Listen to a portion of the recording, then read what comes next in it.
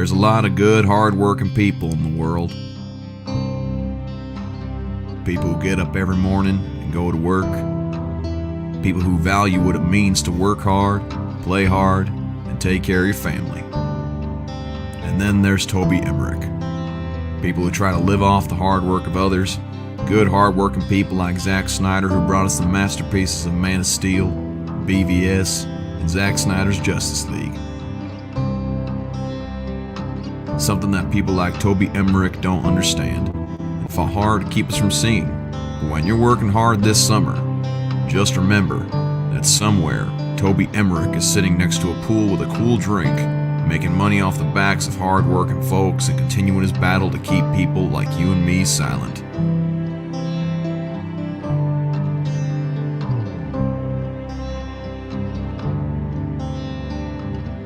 So until we see a change, please make your voice heard. Use the hashtag #RestoreTheSnyderverse. And remember, suck it, Warner Brothers. Brought to you by the Sunday podcast, Point Extra Lounge, and in many ways, and the fine people working every day to restore the Snyderverse.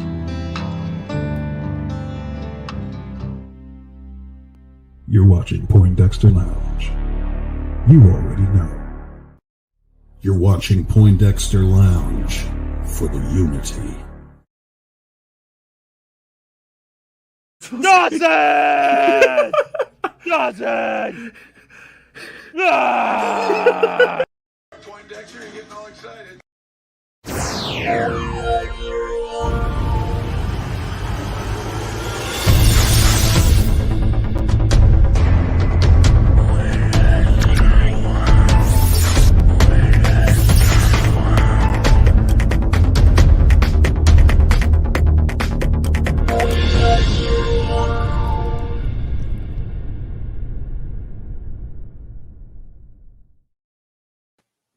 What's up, nerd family? Welcome once again to the Poindexter Lounge. My name is Enosh, aka Enosh Fett, and it is good to have you with me in the lounge tonight.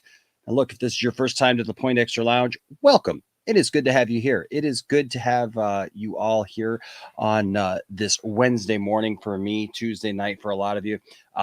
It's just good to see you. It's good to have you guys around the lounge. The lounge, the Poindexter Lounge is a place for nerds. It's a place where you and me and all of my friends, all of our crew can get together and talk about the things that we love. Things like TV shows, movies, games, sci-fi, fantasy, comic books, superheroes, toys, and so much more. And if those are things that get you excited, if those are things that get you loading all kinds of mulch into the back of your van, like I was last week in preparation for my wife having surgery, she was trying to get some yard work done before she had to go in for surgery. And so, much to the chagrin of Toby Emmerich, good, hardworking people like myself and like you, just trying to just be a nerd, man, and just enjoy the stuff that we love. If those are things that get you going, then hey, please hit that subscribe button. And, even if it doesn't, just hit that subscribe button, because we would love to have you here, and we would love to have you be a part of what we do here at the lounge. All right. So we are grateful to all of you, thankful for all of you guys who stop by and are a part of what we do here kind of on the daily basis. All right. So welcome. And shout out real quick to my lovely wife, the lovely Tiff-tastic, because, well, let's face it, she's Tiff-tastic. And she's watching tonight. She is doing good. Just to give you guys all an update, she's doing well. She took her bandages off for the first time today. She had surgery on her arm this last Thursday. It's called cubital tunnel surgery. It's not, a lot of people know what carpal tunnel is. It's not really the same thing. I didn't even know you could do this. Basically, she banged her elbow on the railing of our stairway, and I guess that can move the nerve that's right there behind your elbow, and it pinches it off. And when it does it, you can lose feeling down your hand and in your extremities. And so for the last 4 months, she was not able to grasp things really well, and she was losing feeling in her pinky and her ring finger. So basically they do a small little incision. Fortunately, they were able to just do the small little incision. Didn't take, a big thing, but they're able to move it back. And that way it's unhinged. And so yeah, so but she's doing good, but it's going to take her about 4 to 6 weeks to get back, to where she needs to be. So she's off work right now, and so she's trying to rest up. I keep trying to tell her, if you know my wife, that the Tiff-tastic is like, she's got to go, go, go, go, go. And I had to tell her today, hey, just chill. I had to go into work for a while, and I said, hey, I'll be back. Don't try to, she was very anxious to get her bandages off for the first time and get all that cleaned up. But yeah, she's doing well. And so thank you to everyone who has expressed your concern for her. We really, really appreciate it. And like I said, she's doing well, but she's going to be off work for about 4 to 6 weeks. So that being said, thank you to all of everyone who supports the channel. It is greatly appreciated. We do have a Teespring down here that you can link to, where you can get cool t-shirts. If you're a Star Wars fan, you can get one of our Jawas United shirts. You can also get one of our Poindexter Lounge shirts or hoodies, or it's on a number of stuff. We do our show 2 Cents on Nonsense every Sunday night at 8 p.m. Eastern time. So you can get shirts of that. Or, of course, our ever popular Weird Nonsense shirt with Kathleen Kennedy, Doomcock, and Mike Zero on it. And there's just a bunch of other fun, cool stuff down there for all of you.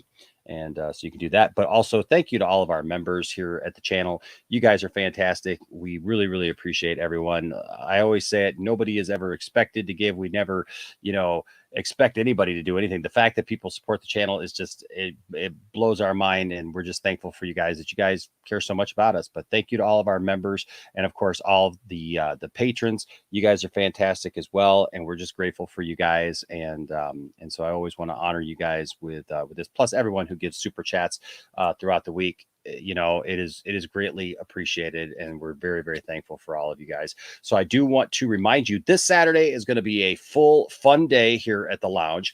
So first of all, at 12 noon Eastern Standard Time, we're going to be having our members stream. So it'll be for members only. You can join the membership for as little as $2. And if you do that, you get whatever perks for whatever level you join. And then also you get monthly streams and stuff. And so please take advantage of that. This Monday there will be a members stream at 12 p.m. Eastern Standard Time. So if you become a member, or if you are a member, you will just get a community post update with a link to it that only members see, and you can follow that and come on in, and we can have that, and we can bring you guys in. You can talk to us, ask us questions, that kind of stuff. Also, immediately following that at 1:15 p.m. Eastern Standard Time will be the same thing, but for our patrons. And you can join the Patreon for as little as $1 a month. And there's all kinds of benefits there too, and fun stuff for that. So those are for you guys for there. Also, Saturday night at I'm going to do it 7 p.m. Eastern Standard Time. I'm going to say right now, we are going to watch Teenage Mutant Ninja Turtles, the movie, the 1990 movie. We've been talking about it. So we're going to go ahead and do that this Saturday night, let's say 8 p.m. Eastern Standard Time. Okay. So let's say 8 p.m. Eastern Standard Time. So what we'll do is we'll start off here on YouTube, and then we'll switch over to Twitch, and you can watch the movie with us. It's one of my favorite movies. It's just a great film.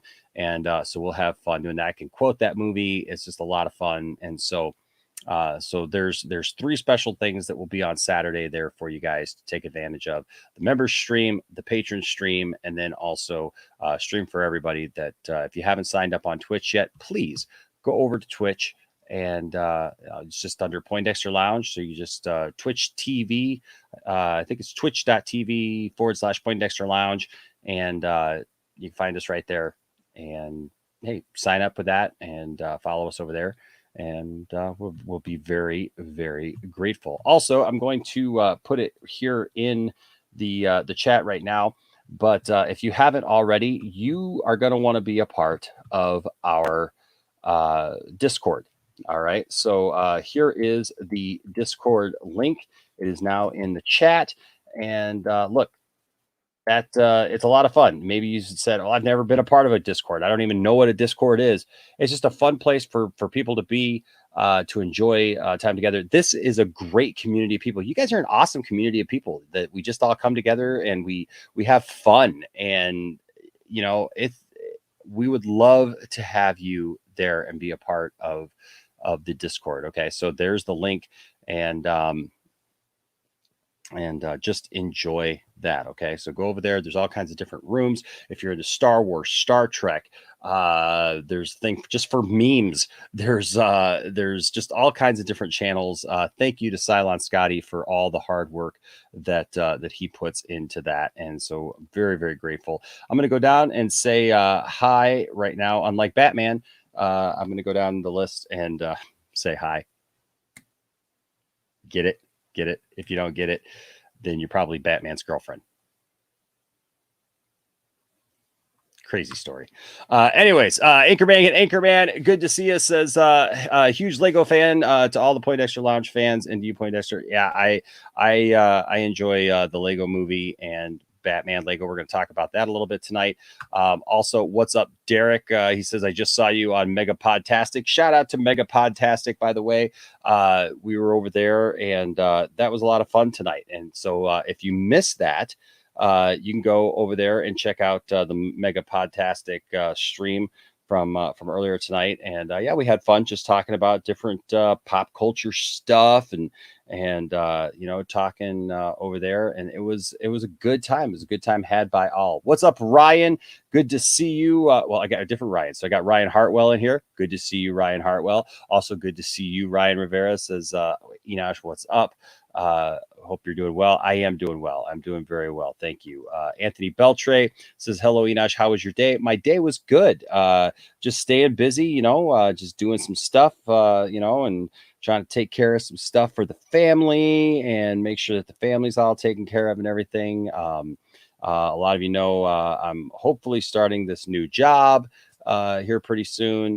They're just trying to get all the health benefit things, worked out, which is always fun trying to figure out. And so yeah, staying busy. Yes, Mega Podcast. We're going to talk about that. Hawkman versus Shazam. Little tongue in cheek, but also kind of not. There's some stuff going on with that. What's up, Sid Infinity? This is a way to major no crib for a bed. The little Lord Jesus laid down his sweet head. Darn it, Enosh, that Doomcock song tune is stuck in my head. Yes, it's kind of funny that it does sound a lot. I mean, a lot like that. I'm gonna try something here real quick. But by the way, if I freeze up for a second, just give me a second. I'll be right back. Okay, because I'm gonna turn this Wi-Fi off and see if this. Okay, I don't think that it messed me up here, but I'm really trying hard to send the stories to my computer, and hopefully this will work and send. But what's up, Stella? Good to see you, Stella. You do sucks. How's everybody? 2 hours till Loki. Yes, Loki will be on in a couple hours, and so I'm gonna try to get you guys out of here in time to go see Loki if you're gonna watch Loki. What's up, Cherie? Good to see you for sure. Anthony Grigsby, good to see you, my friend. Yep. See, Mega Podtastic. That's how it is. That's how we get you right there. The Poindexter Lounge is just like that. We start off like that, and you're like, oh yeah, I'm kind of enjoying this. It's kind of fun, and then before you know it, we've reeled you in, and you just don't even want to go to sleep. And that's it. Yep. Cherie knows. Yep. That's the lure of Enosh Fett of the Poindexter Lounge. I just get you in there, and ain't nothing you can do about it. So let's see here. Okay, I'll come back to that in just a second because I need to get on that. What's up, Derek? Says hi. I just saw you on Mega Podtastic. Yes, like I said, we had a good time. Lord Slug, can't wait to see a live action Eradicator. Such a cool character. We're going to talk about that tonight. So if you're a fan at all of the Death of Superman storyline, yeah, you're going to want to pay attention to this because it's really interesting what's happening. Oh, I almost forgot. Hey, I was thanking everybody. One of the ways that we thank everybody who supports the channel is we do giveaways on the weekly. And so this week's giveaway is this Joker Nightwing figure by McFarlane Toys, given to us to give away by Mark at Benson's. You guys see Benson's Mark, who comes in here often. And so we're going to give this figure away this week. And all you have to do to qualify, we'll give this away tomorrow night on the stream. All you have to do to qualify is either be a member, be a patron. Remember I told you could be a member for as little as $2, a patron for as little as $1, or give a super chat at any time during the week. And so if you do that, you're automatically in the running for the figure. So this will be this week's giveaway. Also, I will tell you this, there's some pretty cool giveaways and things over at the Patreon, or not the Patreon, the Discord as well. Silent Scotty's got some great stuff over there. So check that out. But yeah, here's the giveaway for this week. And that's just our way of just, giving a little something back and making sure that you guys know that we're very, very thankful for you guys. And we like I said, we just like to give a little something back and let you know that we do care. Hold on just a second here. My Bluetooth is going all crazy and I just lost my mouse. So there we go. Okay, now I'm connected. But yeah, we're going to talk about the Eradicator. Who else is here? Geek Studio, good to see you, Geek Studio. Always good to see you, man. Another smashing hit by Dawson. So I'll just have you know, I wrote that. Dawson did the voiceover. He beat me to it. I was going to do that voiceover. It was so funny. He beat me to it. As soon as I told him the idea, he jumped on it and recorded it real quick. He beat me to it, but he did a great job on that. I'm loving doing that stuff with Dawson. So I'm glad that you guys are enjoying it as well. You Do Suck is here. Yep. Suck it. WB. Yep. Always good to see Clovey in here. Also, Ethan, what's going on? Who loved the latest episode of Superman and Lois? Because I sure did. Yes, and we're going to talk about it tonight, Ethan. What's up, Cylon? Yes, Dawson killed it. He did a really good job on that. What's up, Jimmy? Says, hey, Enosh, I'm glad Tiff is doing good after her surgery. And if you don't mind, can you send prayer? I think it's prayers my dad's way. He had a heart attack last week and is going for open heart surgery tomorrow. Absolutely, Jimmy. I will definitely be praying for your dad. I'm sorry to hear that, and I hope that he comes through well. And please keep us updated. All right, please. What's up, Mary? Good to see you. Tiftassi, yes, Dawson is fire. Yes. Paul Smith says, "What's up, Enosh? Flavortown, Fet and chat." Love it. Let's see. What's up? What's up, Josh? Good to see you, sir. Who else is here? Bat Dude Vince is here. Good to see you, Bat Dude Vince. All right, just want to make sure I'm getting to everybody here. Derek, good to see you. Sterling Silver Rose over on Twitch, good to see you tonight. Lewis Cox, what's up, my friend? So Batman can't do the thing with Catwoman on the Harley Quinn show, really? Yeah, apparently not. I don't know, and Tiff, I don't know if you saw this story. I know Tiff's watching. Yeah, Tiff. So on the Harley Quinn show, Tiff is a huge Harley Quinn fan, and I don't know that Tiff even saw this, but it's a weird story. I will just say that it's a weird story in the fact that apparently they wanted to show Batman getting down on Catwoman, and they were told no by Warner Brothers. But look, I get some of it. Like if you're talking about the fact that, it's a kids program, but Harley Quinn is really not a kids program, right? I mean, they do a lot of R-rated type of stuff on that show. And so that's fine. But the excuse that they gave was just really weird, because they said that it's because heroes don't do that. I would just say this, like, I don't know about all that.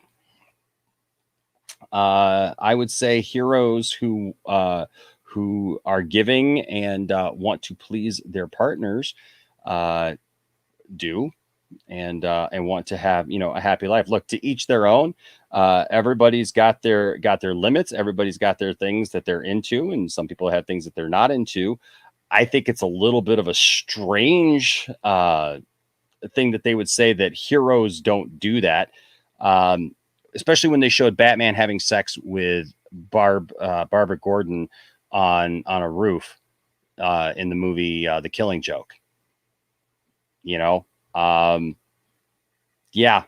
So I don't buy that heroes don't do that, because if you can show that, then I think that you can show pretty. I mean, you know, like I don't know what they wanted to show. Who knows what they actually wanted to show on that? But you know, like how much they wanted to show, I don't know. But it's a weird story. We talked a little bit about it last night. I was going to save it for tonight because I wanted to have a kind of a serious conversation about it, and it really wasn't on the topic tonight because Matt Jarbo came in. The whole thing came to a kind of a screeching halt there for a minute because you know he's going to go with you know the way that he's going to talk about it. But I just look at it like this. I think it's a weird thing. It's a cartoon. It's a TV show, but it's an adult themed TV show. So I guess I would have to see how it goes in with the story. No pun intended. But just say, look, we're not going to do it because you know kids might see it. Don't say it's because heroes don't do that because yeah, they do. And you know, it is what it is. Music Man, what's up? Good to see you, sir. Integrity 101. Zack Snyder's Justice League 2 is inevitable. It's inevitable. We can feel it. It's on its way for sure. H Barts with our first super chat of the night. What's up? H Barts with a $5 super chat says, "Hey Enosh, watched your spaghetti taco video yesterday. Can't wait for Thursday for iCarly." Yes, the iCarly reboot is starting this Thursday, and I'm glad you liked the spaghetti taco video. Yeah, if you know anything about iCarly, they made spaghetti tacos on the show. It was like one of those things, and I made them for my son when he was little, and so yeah. You should go check out that video because if you've never had spaghetti tacos, it is something that my family really enjoys, and it's just fun. So yeah, so you know, so there you go. iCarly is a show that hasn't been off the air too long, but I believe Dawson. I don't know how old was Dawson when that show went off the air. I was 5 when that You came watch out. Sci-Fi, Okay? Dawson's a youngin. That's the point of that. Really, is Dawson's a youngin. But yeah, I'm glad you like it. What's up, Alex, the filmmaker? Good to see you in here tonight, sir. And let's see. I may have gotten to everybody. What's up, Gary Lee Fowler? Tiff's doing well. Mike Zero has lost 1,000 subs. What a wonderful day! Wow, I'm telling you right now. Look for the new Mark Uno video coming soon. Mark Uno might have a rebuttal song to Doomcock's song. Just saying. I think he's feeling a little left out.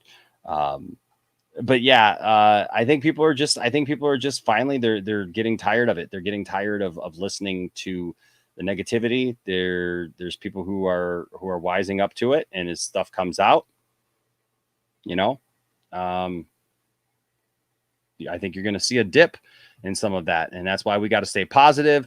We got to keep a positive outlook on things, and you know, and I think if we do, you know, it will it'll lead to good things, and I think it'll lead to a better future for fans, for fandom as a whole, you know. So there you go. What's up, David? Good to see you. Says Enosh, another stream tonight. Yes, just when I started to watch Batman: The Long Halloween Part 1. Now I have 2 things to do now, so I will have to multitask. Love it. Yeah, you know, David, man, we're gonna be here, man. You know, like when there's stuff that happens literally every day, you know, you got to be on top of that. Right. So Lewis Cox, what's up with a £5 super chat? Thank you so much, Lewis. Says, oh man, the TMNT 1990 movie is the same age as me, and I love it so much. Also, Loki show is fun. I'm enjoying the Loki show. Loki is my favorite MCU character probably, and you know what? I enjoy it, and so absolutely, man. TMNT 1990 this Saturday, 8 p.m. Eastern Standard Time. Look for it. We're going to watch it together and have some fun. So Tizai, it's, you know, what is a Discord? It's like a message board kind of. So people can post pictures on their videos. Actually, if you join up with that, it actually links you to all of our friends here of the channel. Anytime they put out a video, it actually will give you an alert if you sign up for alerts.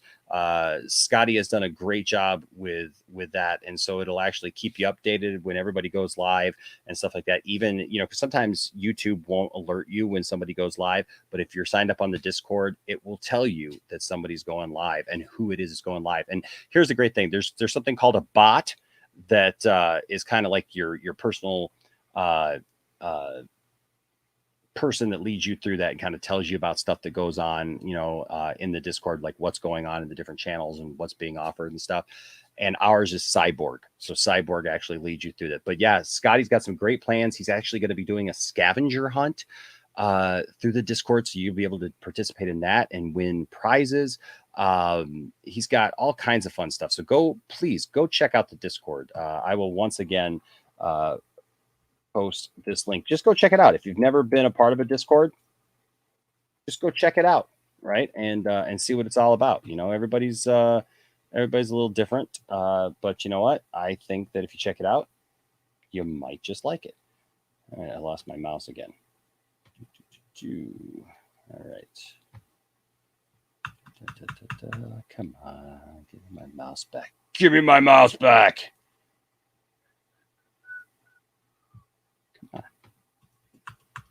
Come on, mouse. I feel like it should be like Scotty from Star Trek. Hello, mouse. Hello. All right. The batteries are going dead. I don't know, it's not telling me the batteries are going dead, but all right. Well, I don't know what's it won't let me see because without a mouse, I can't scroll down through my comments. So okay, yeah, the connection's back. Awesome. All right, I apologize for that. Who was the wisest teacher, Yoda or Miyagi? I would have to say Yoda. Yoda, you know, definitely. Miyagi was good. He was the wax on, wax off. But you know, Yoda was the do or do not. Try. There is no try. What's up, Angie? Good to see you, Angie, in the house here. Whoops. As stuff is bouncing all around. But it's good to see you, Angie. Always good to see you in the house. What's up, Lisa? Sing Doomcock song in church. the I'm so sad about Star Wars song in church. What's up, Keely? Good to see you. What's up, Derek? Good to see you. Lisa says, you know, the song of Doomcock reminds me of Charles Manson. Well, you know who doesn't remind me of Charles Manson, even though he does have bad takes on stuff sometimes, is our good friend Matt Jarbo. What's up, Matt? Oh, not too much. Just getting ready for my own stream in about a half hour. Thought I'd come by for the warm-up act. Oh, yeah. Always trying to steal my viewers. I see how you are. I don't have to try anything. It just kind of naturally happens. No, it doesn't. No, it doesn't. Well, if it naturally happened, you wouldn't be in here trying to hype your stream. No, because it's one of those things. You're just lucky tonight that it's just me. So no, I look at it as being more of a charitable act, right? I don't do enough to help the common man. So that's no, I'm just chilling tonight. I've been playing Skyrim for the last couple hours. I've been feeling pretty good. Well, there you go. Speaking of our little back and forth here. Hold on a second. Going back to some of this discussion that we kind of had last night. So if that's the case, you can't make a Poison Ivy and Harley Quinn movie because you sell toys. Can't have lesbian flirtatious movie if kids are your consumers. Yeah. Well, what does WB think happened on Themyscira the night that they got? You know, I mean, they even talk about it basically that they got it on several times that night. You know, they talk about it. So I don't know what. I'm not going to lie, Enosh, this is a little uncomfortable for me to hear you talking about this particular subject. A pious man like yourself. I am not they got multiple times at the mascara people. Wait till you see the alternate cut, the scissor timbers. It's coming. I have made absolutely no. This is gonna sound funny. No bones about it. I mean, there'd be no bones in the Harley Quinn Poison Ivy thing. But listen, I've made no. I don't shy away from the fact that sex is as George Michael said, sex is fun. Sex is natural. Sex is good. Not everybody does it, but everybody should. Someone should clip that. Someone should really clip that. There you go. Yeah. There you go. But no, you know, look. The thing. Play that at your sermon. Yeah. look, the thing is I'm not embarrassed by sex. Sex is awesome, and I'm sorry, but for Warner Brothers, it's just Warner Brothers like making stuff up, you know, as they go along. It's just like, well, we can't have Batman having oral sex with anyone. Why? He's a freaking millionaire playboy. Trust me. Billionaire playboy. Billionaire. Yeah, billionaire now, right? Yeah. So he's a billionaire playboy. Trust me. But maybe that's how he became a billionaire. Batman be having a whole lot of sex in a whole lot of different ways. I'm just saying. Think about this. Think about this though, right? To be a billionaire and to be a crime fighter, you have to be really efficient. So either he is really good at munching on tacos, as Tiff here is. So I'm wondering, is this supposed to be the spaghetti taco thing, Tiff, or is this talking about the Batman? What is story, the spaghetti Tiff? taco? Because that's frightening.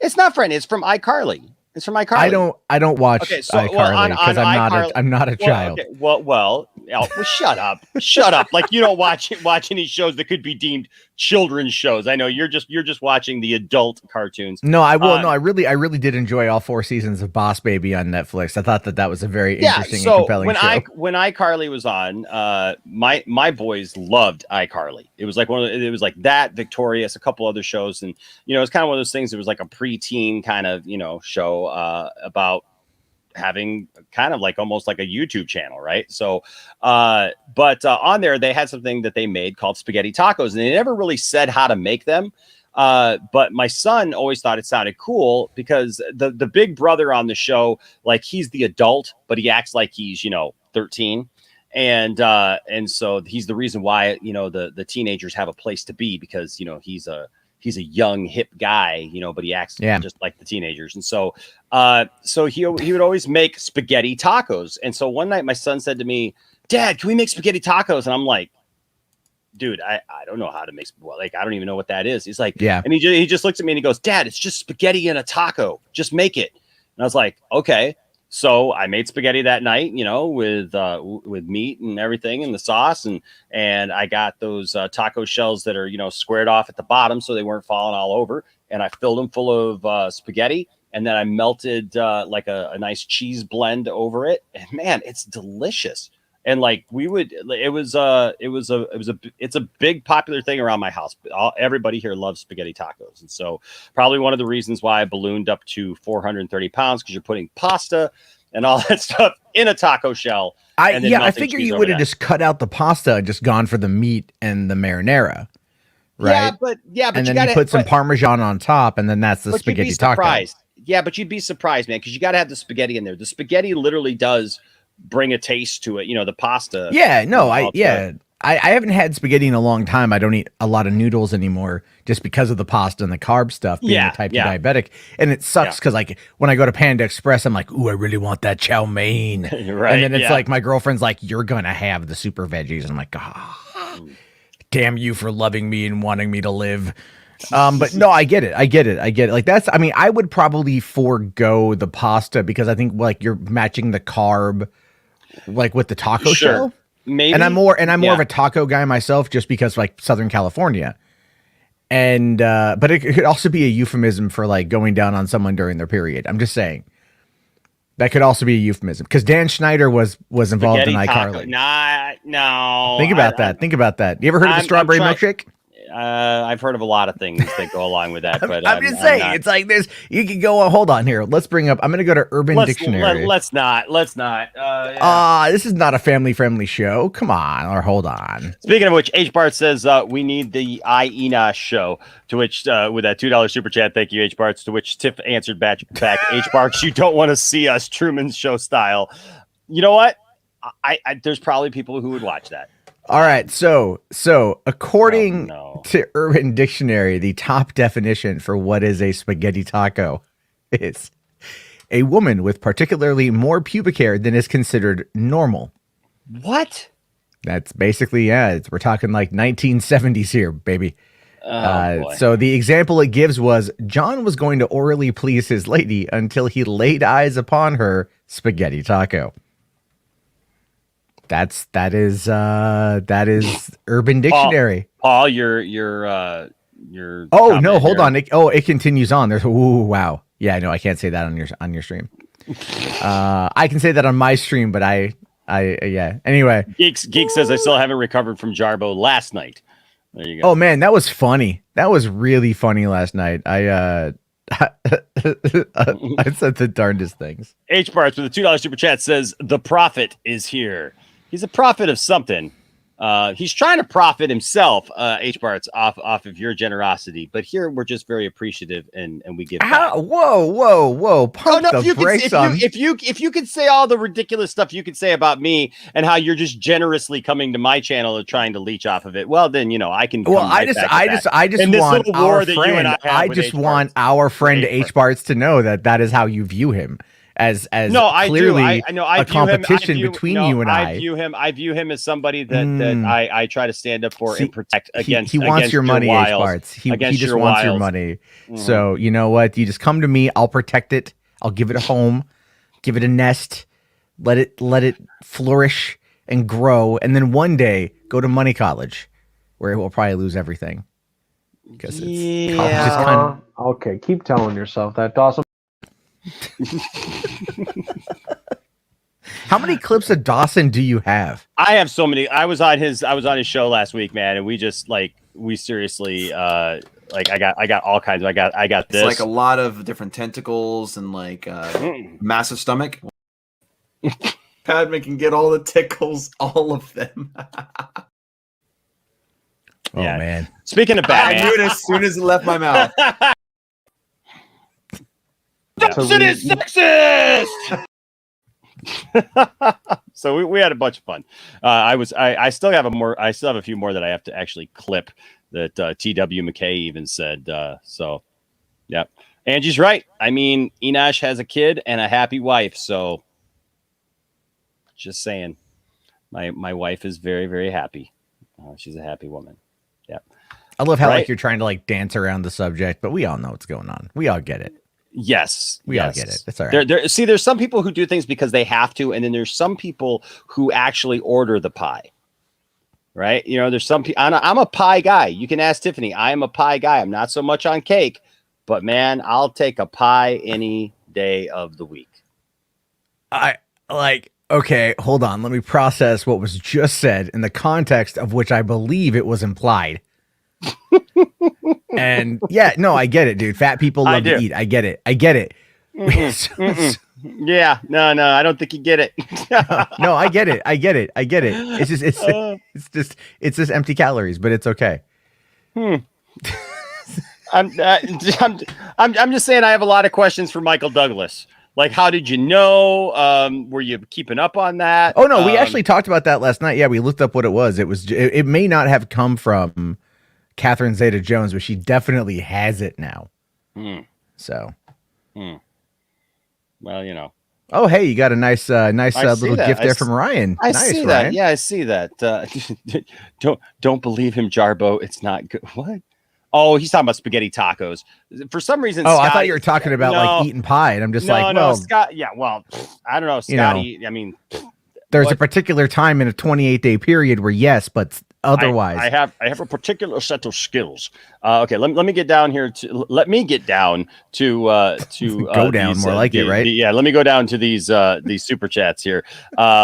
H Barth with the $2 super chat says, "How dare Matt call iCarly a kid show?" Right. CH Bart's you and me, man. You and me. Well, bro. hold on. The fact that one of the guys in the show came out the other day was like, "This is not a kid show. The reboot is not a kid show," which is implying that the original was a kid show. So yeah, but there were adult themes though. There were adult. Themes. There were a lot of weird adult themes actually in that show, and that was probably a Dan Schneider thing because that dude is effing weird. Yeah, Tiptastic says spaghetti tacos have a good mouthfeel. Yeah. So Tiff talking about her college days or what? Like what's going on here? Tiff, I love you. I wish you were in here. What's up, Michelle? Good to see you. That sounds like a carb nightmare. That's what he said. Let's see here. I'm trying to make sure I'm not passing anybody out as I'm getting down to Ryan's here. No, okay. I think I'm good. All right. Whoops. What? Darkstar's asking about seafood tacos. I love fish tacos. Fish tacos are fantastic. I've never actually had a fish taco. Oh, so good. Never had a fish. It just doesn't sound good. So yeah, Sophie says of all the times to pop in or not pop in and just kind of like go around the perimeter and talk about it in a roundabout way, kind of teasing the conversation along. Right? Is that I don't have that problem. We're pretty direct on my show. We say it like it is because we're jiving with the kids. Well, you know what? No, what's going on. No, look. See.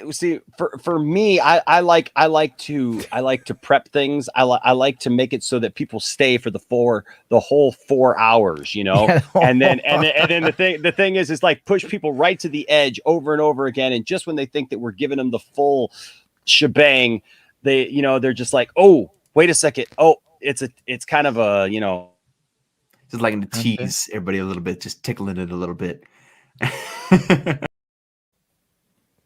So wait, hold on. Tiff, if you're still here, can you confirm that Enosh can go for 4 hours? Because like that's kind of what it look, like, we know what our record is. Tiffany and I know wow, way too much information. Yeah, like do your kids watch this? Because like that's gonna be the weird thing when my daughters get older and like if they look through my old repertoire on YouTube, it's gonna get bad. My kids know. My kids know. My kids know. Like I don't hide any of that behind from my kids. Like my kids see me going up and pinching Tiffany on the butt all the time and grabbing her, and she kisses me and grabs me, and it's like, hey, you know what? That's a healthy relationship. I love your mother. Ryan Hartwell with a $25 super chat here says, oh, I just wanted to donate this. Hope this covers some of the medical bills. Wish you all the best. Have a great night. Thank you, Ryan. You are awesome, my friend. Let's see. What can we give you here? Ryan, my friend, you get the Robin of Locksley bonus. Robin of Locksley, give me a bonus. I need to get more cigars and smack my secretary on the ass. But we just we have fun. H Bars with another $2 super chat. Thank you, Ryan. Appreciate it. Hey, Ryan, I'm going to be getting a hold of you. We're going to do that Star Wars thing here pretty soon. H Bars with $2 super chat says Matt Jarbo versus Horace Hogan and Kevin Nash quad. You don't even get that joke, do you? I don't know. I saw it pop up. I don't know who Horace Hogan is. Horace Hogan was a wrestler who was, I think they billed him as Hulk Hogan's brother, but it was like a weird looking thing. And then Kevin Nash always tore his quad, is famous for tearing his quad. And so it's been like a joke that like he just takes a step out of the shower or something in the morning and he tears this quad. So it's like people, make jokes about the quad all the time. Oh, okay. H Bart's also with another $2 super chat says, I believe this is Matt's going to steal Enosh's 4K. He's getting his own, but he probably would try to steal mine. I already have my 4K, so yeah, but I have not had the chance to watch it today because I got really busy. But so like I'm trying to find the time to play or to watch it. But so hey, Matt, are you watching Superman and Lois at all? No. Okay. It's not I want to. Mm-hmm. I've heard a lot of good things about it, but it's like I've lost interest in almost anything Greg Berlanti touches. And because like nothing about it seems to me like I saw a thing today and they were saying like CW announces the start date like for the new seasons of like Legends of Tomorrow, The Flash, and Batgirl or Batwoman. Mm-hmm. And I'm just like, wow, man, like that is a far cry from their previous lineup, which was like 6 shows. Now it's halved to 3. And I'm just going to make this bold proclamation now. If Grant Gustin makes an appearance in the Flash movie next year, that's going to be the final season of the Flash. I think season 8 of the Flash is going to be its final season. I think it's like they're just running out of like things to do with it. And well, because they've pretty much done the whole story now. I mean, almost. They've gone in the past. They've showed his kids now. They've kind of, yeah. I mean, and everyone's a speedster. Pretty much. Everyone's like, oh, hey, look, here's this guy. Oh, what's your superpower? I can run real fast. Wow. Out of all the metahumans, we keep running into the super speedsters. Like, my goodness, it seems to be this ongoing thing. Like a club. it's I don't know. It's like the show. For the first couple seasons was like my favorite show on television. Mm-hmm. I love the first like 4 seasons of 4 seasons of the show. Yeah. And then it just kind of like when they moved it over to Hulu, or from Hulu over to Netflix, it took me, I kind of like backed off a little bit then because I was watching it week to week. I was watching all the shows week to week. Mm-hmm. And then they got rid of it. And I'm like, well, now I got to wait. So then I just kind of forget for the most part. But then like I would catch updates from people who were watching it week to week. And it just looked like it was getting worse and worse and worse and worse as time went on. And it's just like, yeah, it's just too much. And again, I think the DC universe is going to reset itself anyway. Yeah. So it's kind of like, why care at this point in time? Like, it just kind of feels like it's like it's like kind of like when you got to the last season of Smallville and you're like, I really want to see him in the suit. Yeah. But he said he doesn't want to be in the suit. So why should I care? It's kind of like that. That's how I view it, at least. And so I'm hoping that they do something wild and crazy at DC fandom. I'm just not right now. I'm not seeing it. Mm-hmm. But at least, I mean, I don't know. They put out that new thing from yesterday, the image of the Flash, the suit. Did you see that? No, I didn't. What? No, Andy Muschietti put out another. Yeah. We talked about that last night. Yeah. The chest plate. Yeah. Well, because a lot of people were trying to say, "Oh, that's Grant Gustin's suit." Like, it's not Grant Gustin's suit. No, it's not. It's like, if he's in it, which he should be, then that would be cool. But at the same time, I just don't think. I don't know. I've lost faith in that company 100%. So yeah. Ryan here says, by the way, Matt, I sent you a package on Monday. It should arrive today. Like it's a massive thing, and so I want to see his thing.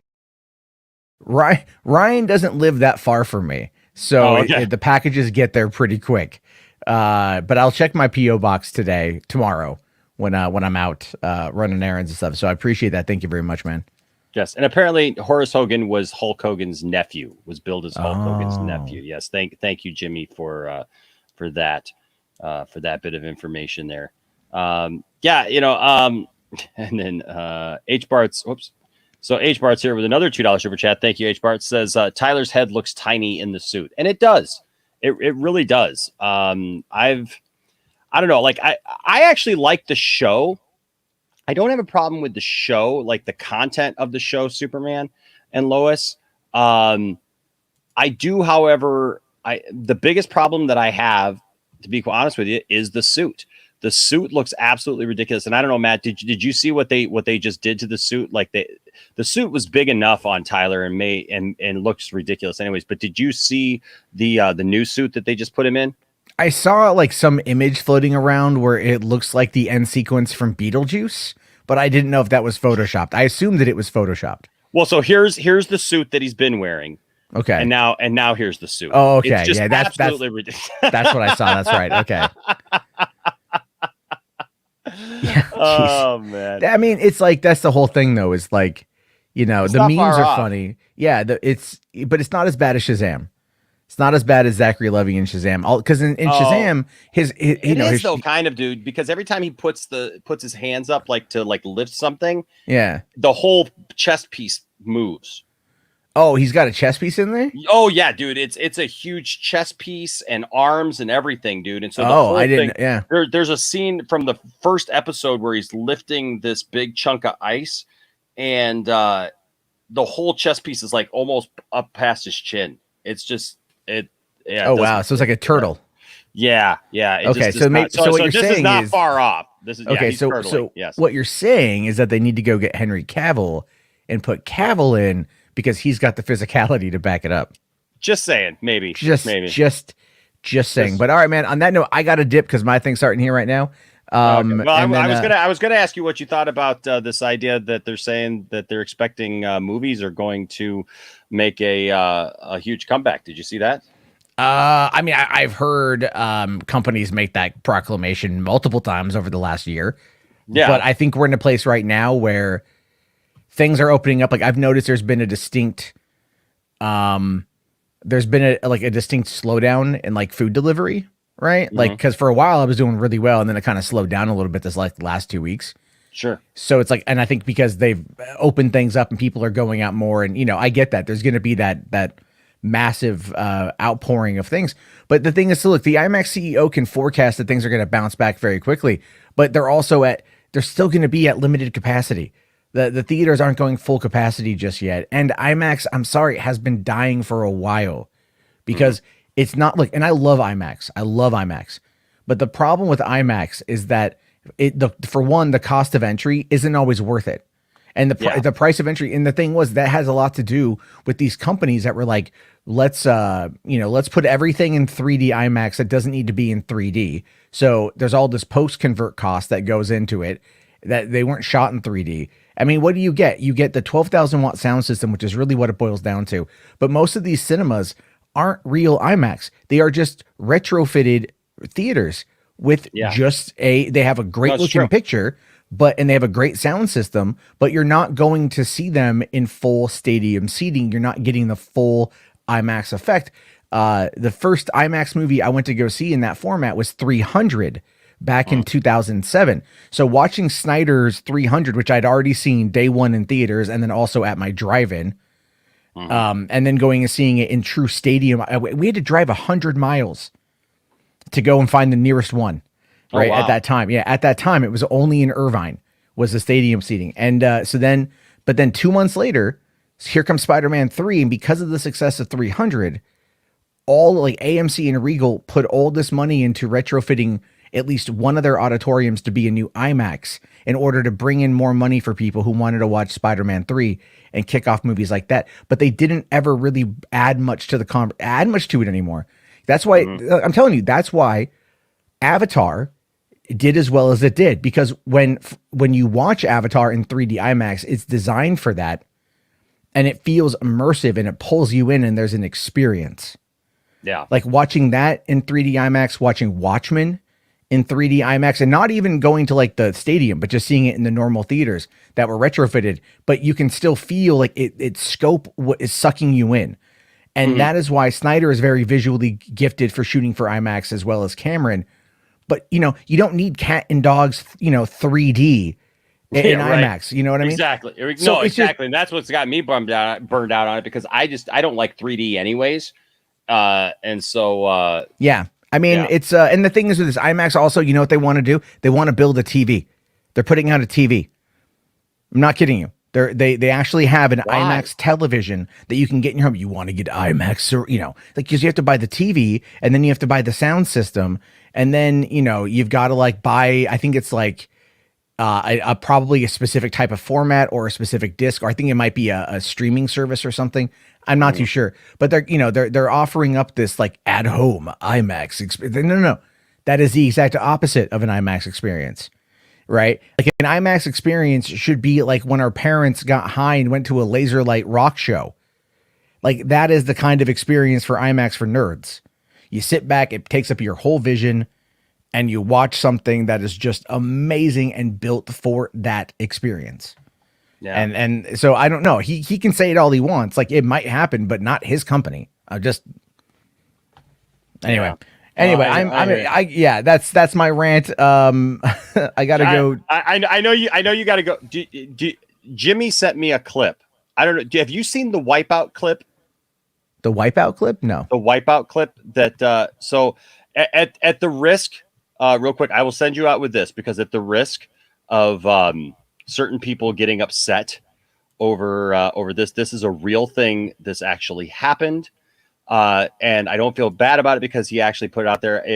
It's comical, not just because of who it is, but also just because of what it is, because I've been saying this for a while.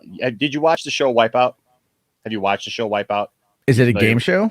Yeah. Well, it's like a water obstacle course kind of thing, but like people really look like they could get messed up bad. And apparently some people just died. Tiffany and I are always talking about how it looks like people are, could die on this show, seriously, because they hit these things so hard and they're in water, and it just does not look safe at all. Right.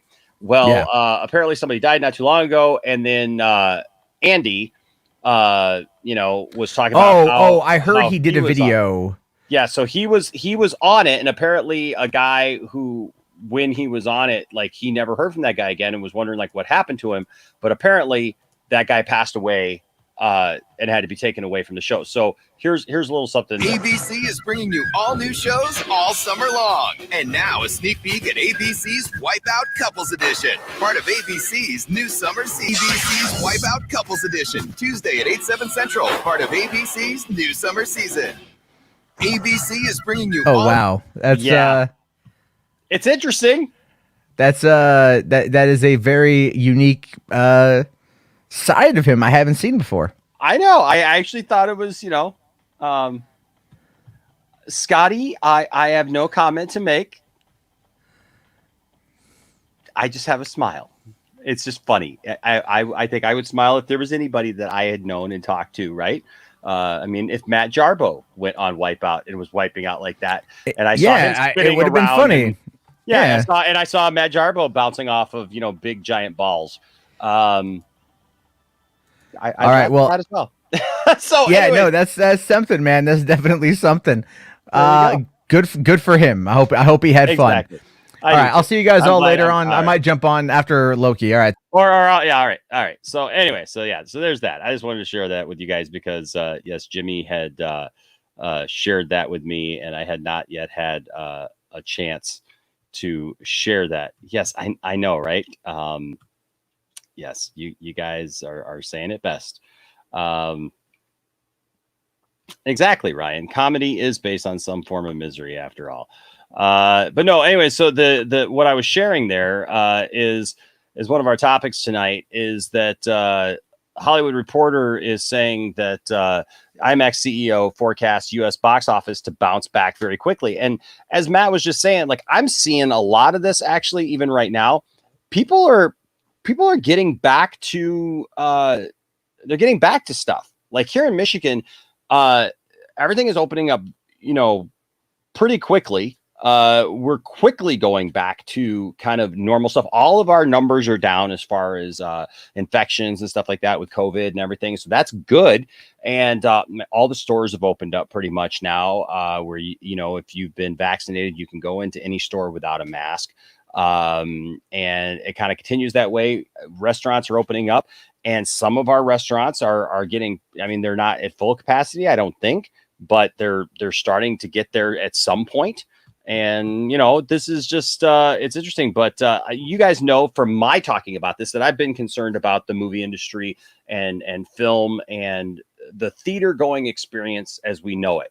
And so here the CEO of IMAX says, in this, that he believes that, or they believe that the U.S. box office is going to bounce back very quickly. It says F9 clocking 162.4 million start overseas should ignite a strong recovery at the multiplex in North America this summer. Richard Gelfond told an investors conference. Universal's F9, the latest high-octane Fast and Furious installment, taking in 135.6 million in China alone and 162.4 million internationally on its opening weekend, should ignite a U.S. box office recovery as the summer season kicks into gear. IMAX CEO Richard Gelfond said Tuesday. I expect the U.S. to bounce back very quickly, Gelfond told the Credit Suisse 2021 annual communications conference during a virtual appearance. The IMAX boss added F9 was the first test for the Asian film market and came through strongly with its opening weekend debut. Clearly, there's a tremendous amount of pent-up demand, and that's what I was saying. People are going to want to get back into the theater, and as long as they feel that it's safe, I think people are going to respond that way. Gelfond added, as F9 offered the biggest showing in the pandemic era internationally for a Hollywood title. Now, we've talked about this. That's kind of a misnomer because like every new movie that comes out and does a little bit better than the last one, and they're just going to keep going. Everyone's going to beat out set a new record for the pandemic era, whatever. So I don't know about that, but it's F9 among a slew of 2020 event movies delayed by the pandemic opted for a staggered rollout across the globe to allow for theaters to regain their footing in other markets. The Fast and the Furious installment debuts in the U.S., where cinemas continue to reopen with capacity restrictions. On June 25th, Gelfond is also encouraged by the sheer number of the Hollywood studios' delayed action-oriented features now set to debut within weeks of one another as the summer cinema-going season picks up steam. The amount of content is actually an opportunity going forward, Gelfond added. forecasting that the North American box office was likely to gather pace starting in the third quarter of 2021 as titles like Disney's Black Widow, and then, of course, Dune is coming out. The new James Bond installment, No Time to Die, will debut in the fall. We expect the third quarter to be when results will be comparable to before this pandemic all started. That's a big what if, though. I mean, like, yeah, right now it may be opening globally to, $160 million or whatever internationally. But right now, I don't believe that we're in the world of, movies making $1 billion again. So, I mean, to say by the third quarter of this year that movies are going to be back on track to what they were doing pre-COVID, I just don't really see that. I think it's going to take a while, and I think we will continue to see an uptick. I definitely consider it to be like we'll see it uptick over and over and over again as this goes on. But I'm not sure it's going to be by third quarter this year that all of a sudden it's just going to be, right back to where we were before. It's going to take a little while. So, but look, Cylon is even here saying, you can't wait for Dune, right? And I hear that from a lot of people. They can't wait for these movies to come out. They want to see them in theaters. They want to embrace going to theaters again. Like I said, I'm seeing people around here that are very, very excited about getting back to normal, and more people are getting vaccinated. More and more people are putting themselves in a position where they're feeling safer. And I think barring any reversal of what we've seen so far, this is good news. This is very good news for all of us who are movie lovers, for all of us who enjoy movies and want to go see movies and want to enjoy movies in the theater and experience that. I think that this is definitely a good sign. So there you go. The movie industry seems to think that we are on our way back, and I hope so. Here, Gavin Cooley says, I do not think No Way Home will hit $1 billion. I don't either. And Black Widow won't hit $1 billion either. It'll end that trend of all Marvel movies making $1 billion. Let's be honest. I mean, unless something crazy happens and, something, I don't know, but, I don't see any movie right now making, $1 billion. So, Stella here says the COVID-19 pandemic is still going on. The mutations are going to happen. Please be careful. Yeah, look, I get that, Stella. But that's the thing is like people are working within what the parameters are right now, and so people are, all that remains to be seen, and I don't know. What the future holds. None of us know what the future holds. And I definitely think that there is a lot of wisdom to, being cautious and viewing things as we see, stuff opening up. But I do believe too, that things will get back. And I said this last year, even that I do believe that things will get back to a sense of normalcy. There were people at one point who were just like, we're never going to shake hands again. We're never going to give hugs to people again. I mean, this was just a year ago. People were telling me this, and like, in what I do, I was getting emails from people saying like, we better not ever, shake hands again, greet people, and all that stuff ever again. Like they were just convinced. And look, I get it. There's going to be some people that no matter what happens, that they will, they're not going to want to do those things, especially right away. But like Bradley just says here, I think we're going to get there. I think we're going to get there one day. And it's like Mary said here, we're on a long road to recovery. It's not going to be overnight, but I will be honest with you. I mean, I say it's not going to be overnight, but I'm going to be straight up honest with you. Just looking at what's going on around here anyways, things are opening up pretty quickly. So this will be very interesting to watch. This is definitely something that we're going to want to watch and keep an eye on. I think that we're going to see, though, that, places are taking precautions. And I think a lot of those safety precautions, as far as health precautions and things like that, that's going to continue. right? That's going to continue, and you're still going to see theaters, cleaning the theaters and all that stuff. Yeah, Paul, I hear you. He says, screw handshakes when we're done with this. It's hugs all around. I see more and more people like they're ready to get out of their houses, and so far we've been given the green light for that. I mean, here in Michigan we've had a very controversial, and sometimes governor shutting things down and even putting restrictions on that she hasn't even kept a lot of times. And so it is interesting that even here, they're saying the science backs it, and that the science backs the idea of being able to do some of this stuff again. So it's definitely something we need to keep an eye on. I still encourage everybody to be careful, be safe, but I am positive for the future, and I'm thankful that it looks like we're getting to some good places again. And I think that's very cool. Moving on. So I know a lot of you, we talked about like Batman and Lego, and a lot of people love the Batman Lego movie, and then also the Lego movie. I loved the first Lego movie. I thought the first Lego movie was absolutely fantastic. It was a lot of fun. I thought it was really well done. I actually really liked the I really liked the approach of that movie. I liked the whole thing with the Craggle and the misunderstanding stuff. I don't know how. I mean, if you got to look at it as a kid's movie, right? Because you can't really look at it as anything but, because like, how does that make sense then? With some of the stuff that were in the movie, like, is it real? Is it really happening? Is it not really happening? Whatever. That being said, the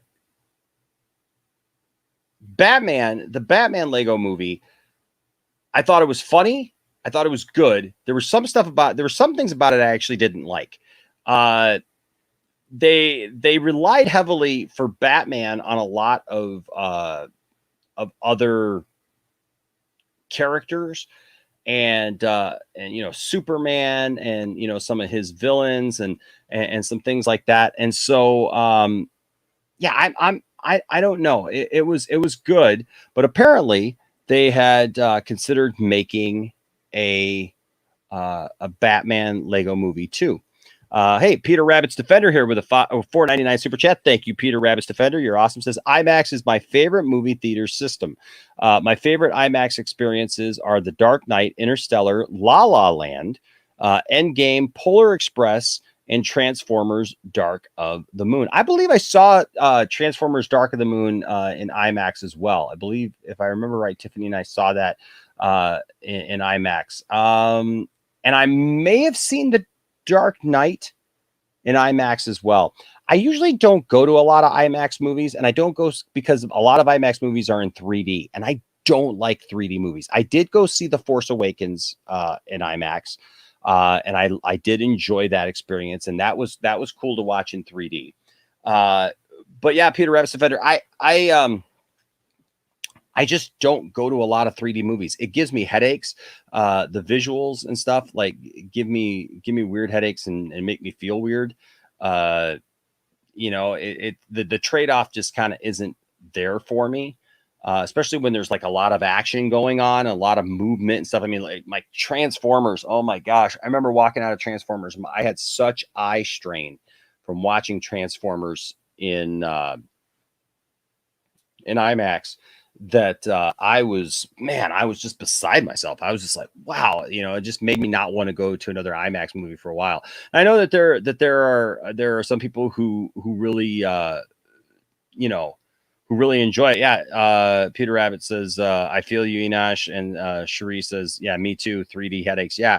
It just, it's a very cool thing when done right. Like Matt was saying earlier, when it's done right, it can be very, very cool. It can look great. It can feel great. It can really bring you into the experience. But most companies nowadays, most of these movie studios, they don't want to put the money into the IMAX experience. So what's the point? That's kind of my point to it. It's like, if they're not going to film it in 3D, if they're not going to film it in IMAX format, if like all this post conversion junk is just that, it's just junk. It doesn't look as good, it doesn't feel as good, and it negates the whole point of even doing it. So to me, if you're going to do it right. Actually film the stuff in the IMAX format, actually film the stuff in 3D with 3D cameras. Don't try to produce it and make it something later. Just do it right. And I think those are the best ones. I saw I remember, what did I see? Was it Pirates of the Caribbean 2? I think I saw in 3D. Did not like that. But it's this whole thing with Avatar, right? When Avatar came out, everybody had to go see Avatar because it was in 3D, and it was this experience that everybody had to go see. Which kind of brings up the question, like, if a movie is really relying on 3D, what is the movie really about? I know that there's people who like Avatar, and I never crap on anybody for liking Avatar. I will say this: I think it's funny that it is one of the biggest grossing movies of all time, and yet it really hasn't had a pop culture impact. You look at the other movies that are in that top 5, top 10 list of biggest movies ever, and most of those movies have had quite a pop culture relevancy to them, right? Where this just hasn't. Avatar just has not. But apparently, like I said, they were. Oh, okay. So I may have seen. Yeah, I may have seen. I couldn't remember which Pirates it was. I'll be honest with you. Pirates 1 was a phenomenal movie. Everything after that, I didn't get into. It just wasn't my thing. Yeah, Mary, I'm right there with you. There's a couple of movies that I remember seeing. I think that I saw How to Train Your Dragon. I think, who did I just see talking about that? Ryan, was it Ryan Hartwell? You were just talking about how to, yeah. He says, one of my favorite IMAX 3D experiences was How to Train Your Dragon and Hugo. So I saw How to Train Your Dragon in 3D, and I really enjoyed that in 3D. That made sense. Like, when the movie takes you on almost a ride, and it takes you along these, these paths and stuff, and it makes it feel like, okay, this movie makes sense to be in 3D. That's good. When it's like you're just throwing 3D at something just to throw 3D at it, I don't like it. Honestly, I saw Toy Story 3. Hold on. Yeah, Toy Story 3 in 3D. And I didn't need to see that in 3D. It was the only showing that we could see at the time was in 3D. So we went ahead and saw it in 3D. But I found myself at the end, I was getting a headache, and I had to take the glasses off, and I actually watched it blurry for about 5-10 minutes because I just did not want to. I couldn't keep watching. It was giving me a headache. I love this. Whoops, hold on a second. It's popping around here. The Dork Knight 23 says Captain EO 3D still stands up though. I love that. That's great. Silent Scotty with a $4.99 super chat. Thank you, sir. Says Tron Legacy was amazing in 3D. I did not see that movie in 3D. That is another movie that I kind of wish that I had seen in 3D. Because I think that would have been a cool one. This was filmed in 3D, and I think the simplicity of the environment works well with 3D.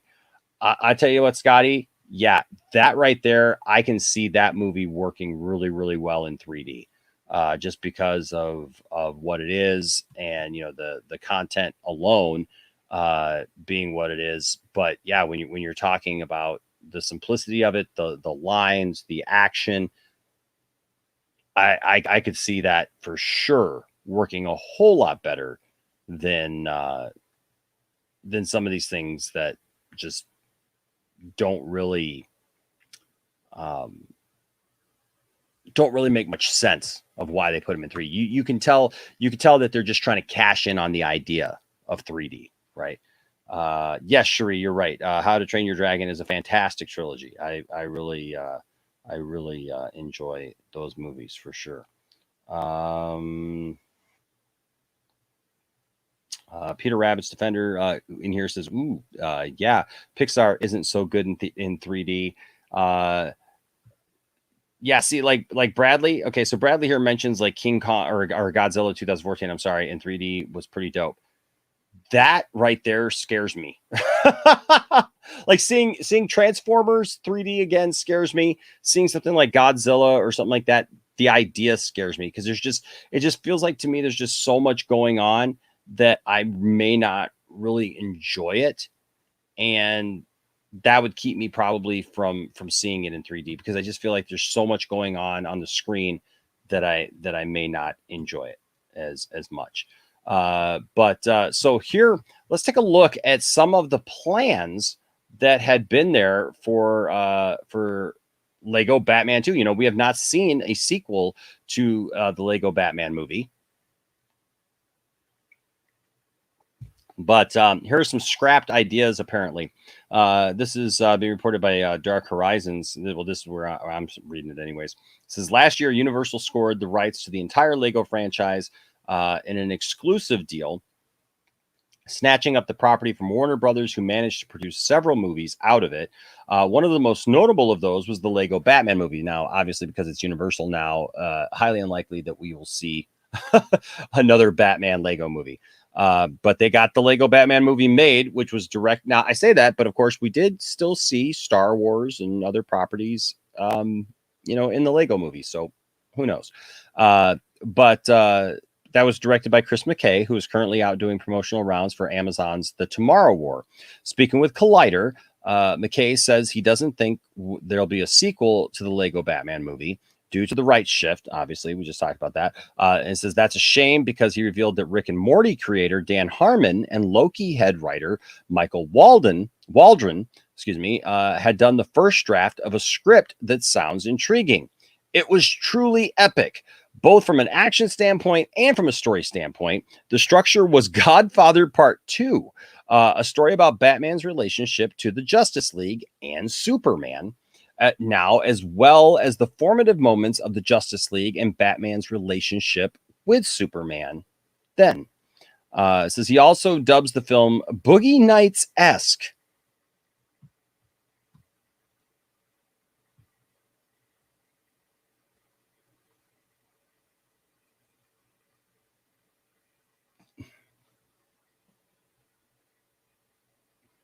There's a joke there.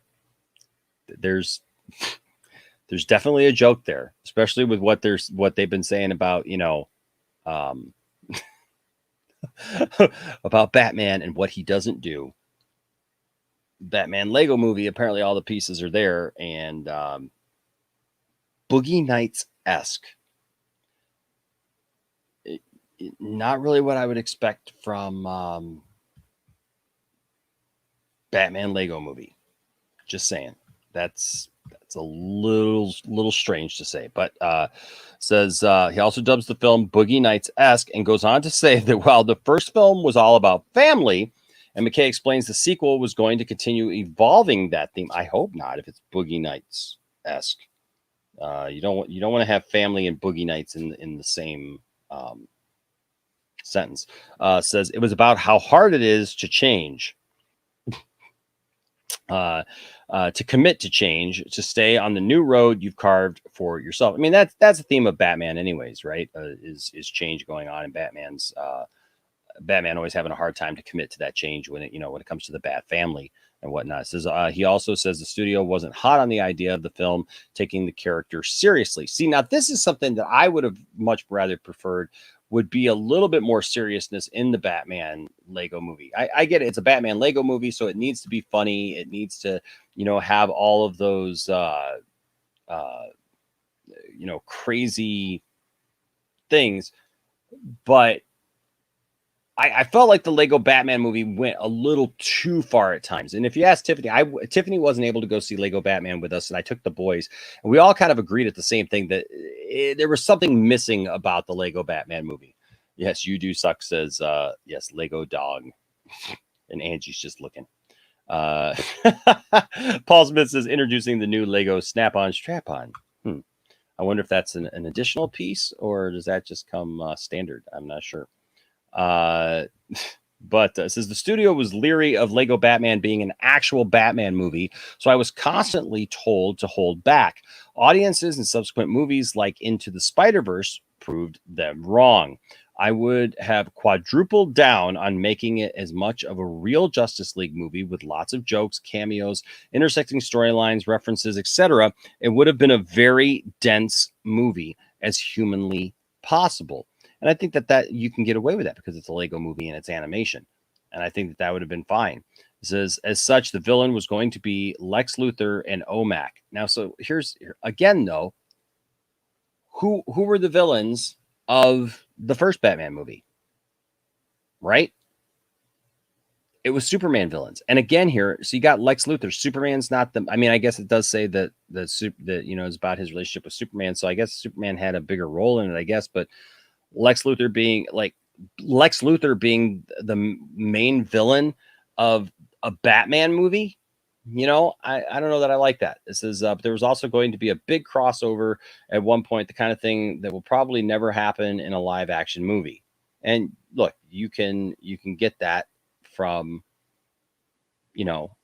animation, right? That's one reason why I've said even with the Snyderverse, if I have to, I will take, even that to see the end of the Snyderverse in animation form, because you can get away with a lot of stuff in animation that you can't even do live action without it costing a lot of money. So I agree, Mary. Into the Spider-Verse is absolutely incredible. I really, really enjoy it. Tis Cherie says needs to have all the Will Arnett moments. Azteca says, hey, screw you, man. I know karate. Dirk Diggler. Yeah, Jimmy. I mean, he says, I mean, it is possible to be serious and funny at the same time, right? So you can do both. And I don't watch Lego Masters, Bradley. I just, I have not caught it yet, and I forgot to start recording it. And I plan on trying to go back and finding it on demand and watching it, because I hear that it's really good, and I know there's people who really, really enjoy it. I didn't see the Ninjago movie. Peter Rabbit's Defender says Lego Ninjago movie is so underrated. It's not live. I'm guessing it doesn't live up to Lego Movie and Lego Batman, but it's way better than the Lego sequel. Yeah, you're right, Cherie. Then it's not a Batman movie. It's a Lego Justice League movie, right? So, yeah. You Do Suck says that mirror scene with Lego Batman whipping out his junk would be awesome.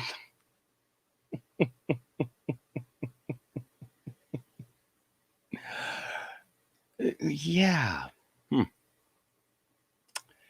Interesting take. That's all I will say about that. It is on Hulu. Okay, I do have Hulu, so I'll have to go check it out. But Ryan says they recently made a functioning Lego typewriter. The Dork Knight says, I have a very good feeling that it's in the early stages of being restored. Faith, Alfred, faith. Yes. And a little bit of quack foo, never hurt anybody. Yeah,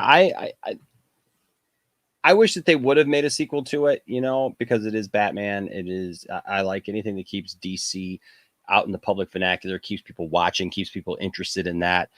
But I don't know. Like Cherie said, if it's got that much, other people's for Superman or relying on them, it's not just really a Batman thing, is it? It's more of a Justice League thing, and and that's fine. But it would be interesting to see how that would have turned out. Now, with Universal having it, I'm curious what you guys think. What do you guys think would be some great properties from Universal to see now incorporated into a Lego movie, now that Universal has the rights to the Lego franchise? What are some of those things that you think that they could incorporate into the Lego universe? I like the Lego movie because it even though, yes, it did incorporate other properties and other franchises in there, it didn't just solely rely on them. It created new characters, it created fun things. And I think that you need that,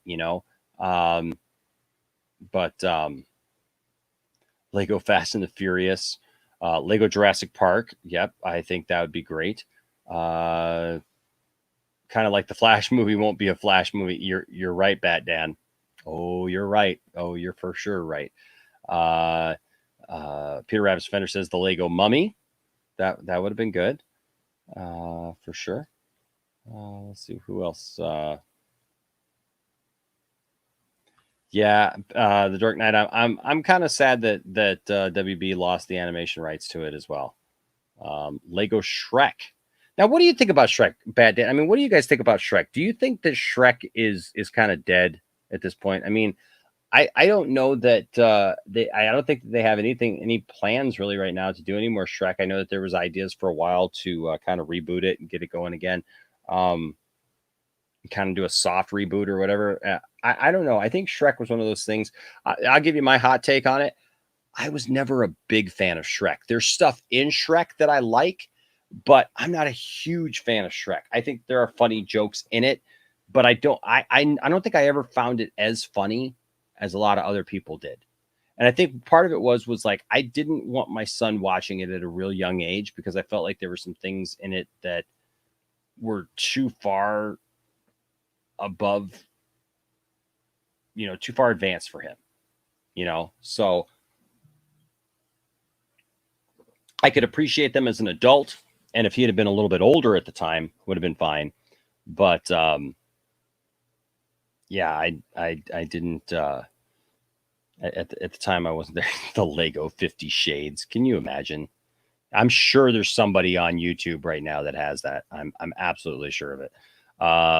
Lego Hulk or Leto Hulk.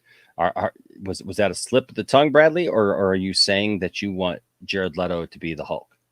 Think about that. Bruce Banner, Jared Leto. Interesting. No, he says Lego. It is. That first Lego movie is just a masterpiece. It is. It is such a good movie, and with a great twist ending to it. Lego King Kong. That would be interesting for sure. I can get behind that. Lego Universal Monsters. That would be fun too. Although Azteca, I've been asking this question a lot, especially when they tried to reboot the Universal Monsters thing, and they even had Tom Cruise on board, and it still failed. Is that just a property that's just not going to be a thing anymore? Is that just something that we just probably aren't going to see get revived? It's just not going to come back. It was like for a point in time, but even though it's a classic thing that we can look back on and enjoy things like, The Mummy and Frankenstein's monster and Dracula and stuff like that, that as a whole, these probably just really aren't going to come back, as a movie franchise. I don't know if that it would work as a Lego, because I don't know if kids would connect with that, because there is the kid component as well, right? Chinese Lego knockoff movie. That's funny. Pacific Rim. That'd be interesting. How does everybody feel about Pacific Rim? Do you like Pacific Rim? I think that there are parts of Pacific Rim that I like. And then there are parts that I'm just like, it's okay. Cherie, like I said, Universal Monsters at first, at first idea, I'm thinking, Universal Monsters would be cool. But then when I really break down that idea, would kids still be into Universal Monsters? Would you do sucks as Lego Elvira. I'd be down with that. I'd definitely be down with that. Lego Pirates of the Caribbean. That'd be fun. Pacific Rim is owned by Legendary, not Universal. Okay. Cherie says, I like the first Shrek movie, not so much with latter ones. It just seemed to be like okay, I'll be honest with you. I like Michael Myers, right? I like Mike Myers. I enjoy his comedy and everything. But I think after a while, Mike Myers, like in anything that he's in, it starts to wear you down, right? It just seems like it's just so on the nose over and over and over again that you just, after a while, you're just like, Okay, we get it, Mike. Even think about Austin Powers. Austin Powers is a funny movie series, but by the end, man, you're just kind of ready for it to just be done. As funny as it is, you're just kind of ready for those things to end. And I don't know. Jordan Knight says, whatever happened to that Puss in Boots sequel that did not come out? Yeah, I don't know. We never saw it, right? Peter Rabbit's Defender says Shrek 2 is the best one and epic. So everybody's got a different, opinion on that. David here says, Enosh, when Snyderverse is restored, how do you think this Flash movie will tie back to it? I don't know. And who knows? We may see some connection to it already. I don't know. I think that when we see the Snyderverse restored, I don't think it's gonna be connected to this stuff going forward. I don't think we're gonna get like any callbacks or anything.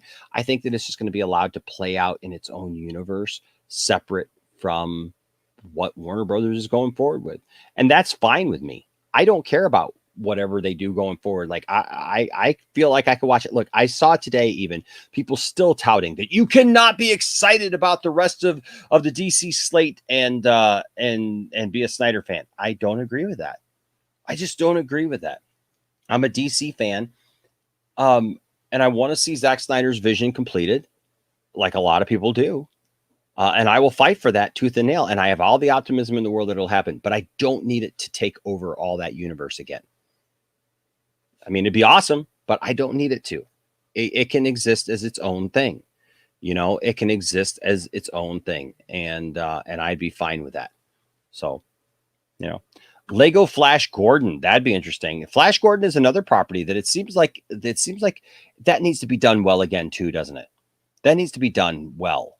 And I don't know. I mean, is that something also that is seen its time come and go? I don't know. You're right, Sharif. Shrek is just not for kids.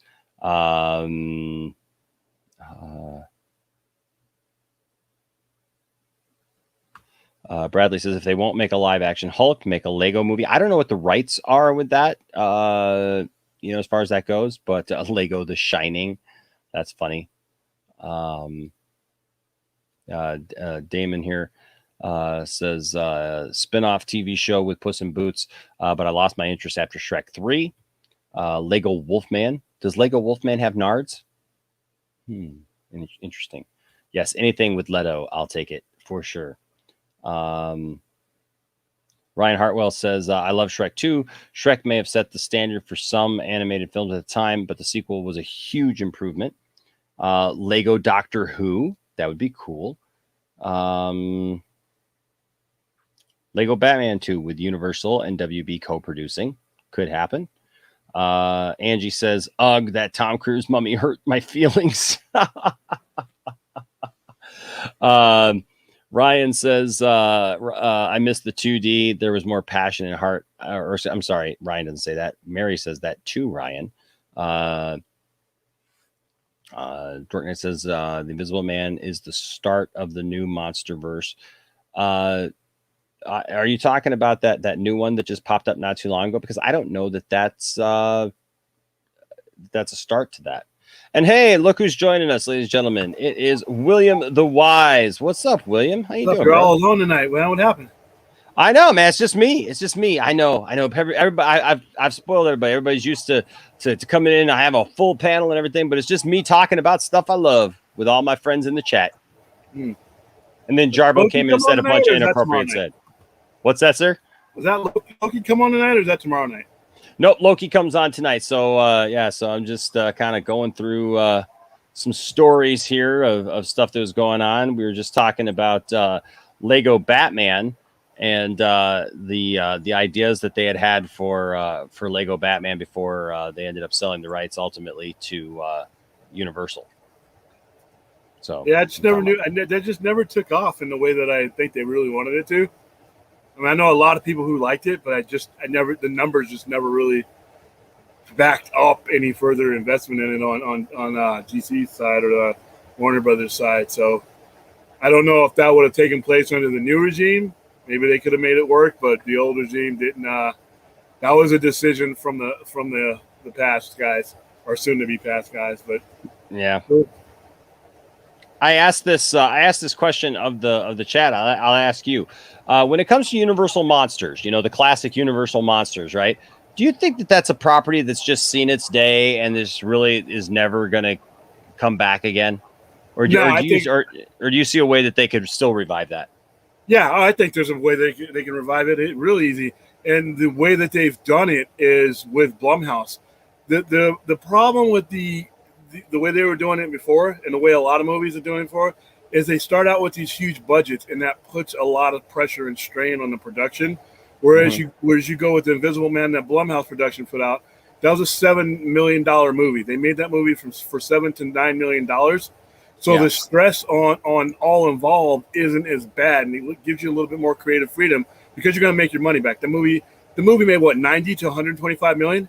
Now that doesn't sound like a lot in today's blockbuster terms, but when you only spend 7 to 9, you can continue. Now you can make a more grounded Wolfman. You can make a more grounded Frankenstein. And Blumhouse has a history of that kind of horror. I mean, they work with John Carpenter. So there's as long as Blumhouse is doing it, and if they want to, they can definitely put out a universal connected universe. Well, that Mummy movie didn't go anywhere. I mean, that had Tom Cruise in it. That's what just kind of got me to think about that, because somebody we were talking about possible Lego movies, that they could do going forward, right? Now that Universal has it, and somebody brought up the Universal monsters, and at first I go, yeah, that'd be super cool. And then I started thinking about, though, are kids really going to connect with that? Is that something that kids would connect with nowadays? And I started thinking, they had Tom Cruise on board with that Mummy movie, and that really didn't go anywhere. So it's where do you go from there? And then I don't know, was that Invisible Man movie really an attempt to do that, or was that? No, that was just. I didn't think so. That was their attempt to make an Invisible Man movie. That doesn't mean that it won't lead to it eventually, because it was successful. And whenever you have something that's successful and you're talking about classic Universal monsters, anything is possible when it comes to Jason Blum. Because like I said, he's got to get the backing for it. They know how to promote it. They promoted. We helped promote that movie with Invisible Man, and they did an excellent job working with us to promote that movie. And like I said, your advertising budget for something like that it's not that much. So just imagine a Wolfman or a Mummy in the same vein as that. They could do it. And they could do it. Like I said, with those type of budgets, you can do anything. I mean, Invisible Man was easy because you didn't have to see the protagonist. But not all movies, like I said, need to be 200 million production. You can make some really good movies. Like I said, Army of the Dead was a $70 to $90 million movie. Yeah, that's exactly. I keep having this discussion, William, with people a lot, especially in chats and stuff like that, comment sections and stuff of videos, after the fact and everything, that people keep, bringing up the fact that, they don't think the Snyderverse is going to continue just because, they're not going to spend $200 million on, on a part 2. And it's like, I had that discussion with Jarbo the other day on his thing. And here's a couple of things that would, to me, that would make those numbers irrelevant. Mm-hmm. Zack Snyder doesn't need that much money to continue the Snyderverse. They're saying, well, because the actors and this, they wouldn't take that kind of haircut. But once again, if you present the fans and you present Zack Snyder with the opportunity to move on, and you gave him, okay, here's $125 million, we're going to let you do whatever you want, but here's your money, just like they did let you do it. Maybe you can't cast everybody that was in the previous versions, and fans are going to have to let go of that if they want it to continue. But here's another thing. Okay, say he does get all the people he wants to, and it does become a $200 million, or if you do them both back to back, 400, 500 million. Studios don't front that money. That's not their money. All right, these movies are fronted by companies that have investment. Legendary Films did 75% of the financing for Dune and Godzilla versus Kong. That's why they were so upset when they thought that, okay, the day in and day of is going to hurt us because we have people who have to be paid back of this money we fronted. Mm-hmm. So that was their biggest concern, is that they were not only did they thought it was going to hurt their franchise, but they fronted 75% of that money. Warner Brothers doesn't pay for these movies. Discovery Warner is not going to pay for these movies. That they're going to be financed, and then they'll work out deals, as the box office and everything comes in.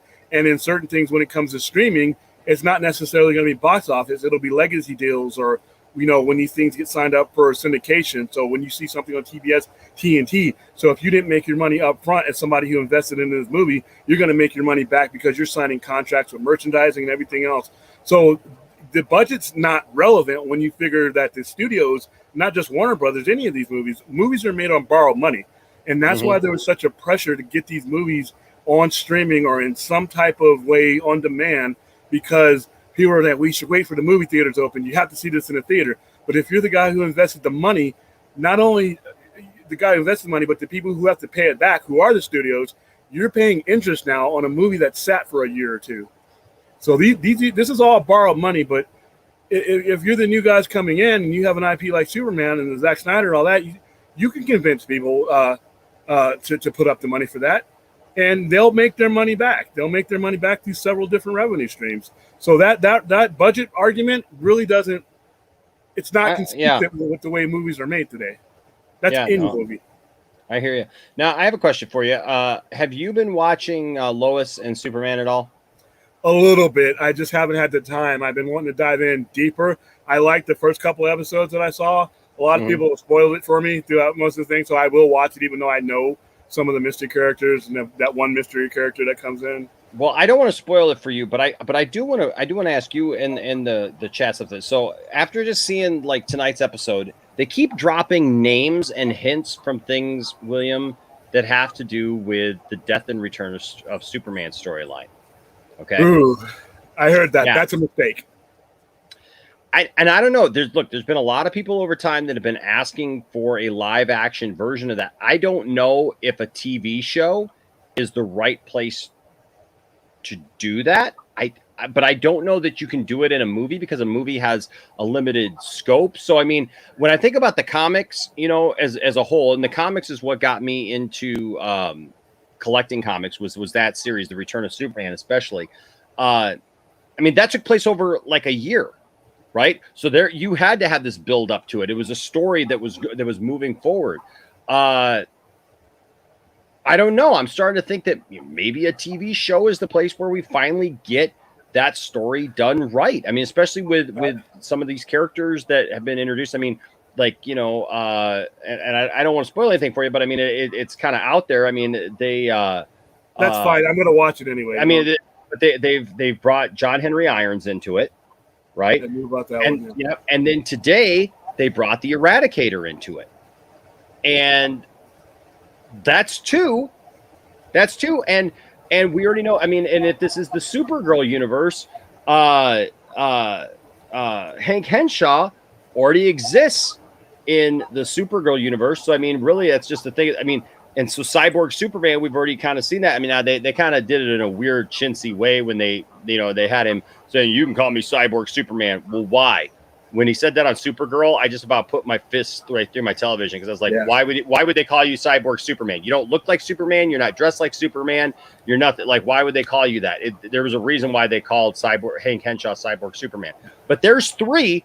It's pretty easy then to just clone Superman and Clark and make Superboy. I mean, I don't know. Be my fondest wish that they do not do that. I think that would put their storytelling in a spin that I don't think that show could recover from, and they don't need to right now. They definitely don't need to do that in the first and second and third year. There's enough, just from what I saw, there's enough storytelling mechanisms that they don't have to depend on that part of Superman's era. There's so many stories you can tell of Superman, and everybody always wants to come back to killing him. And I'm like, dude, there were so many other stories before and after that.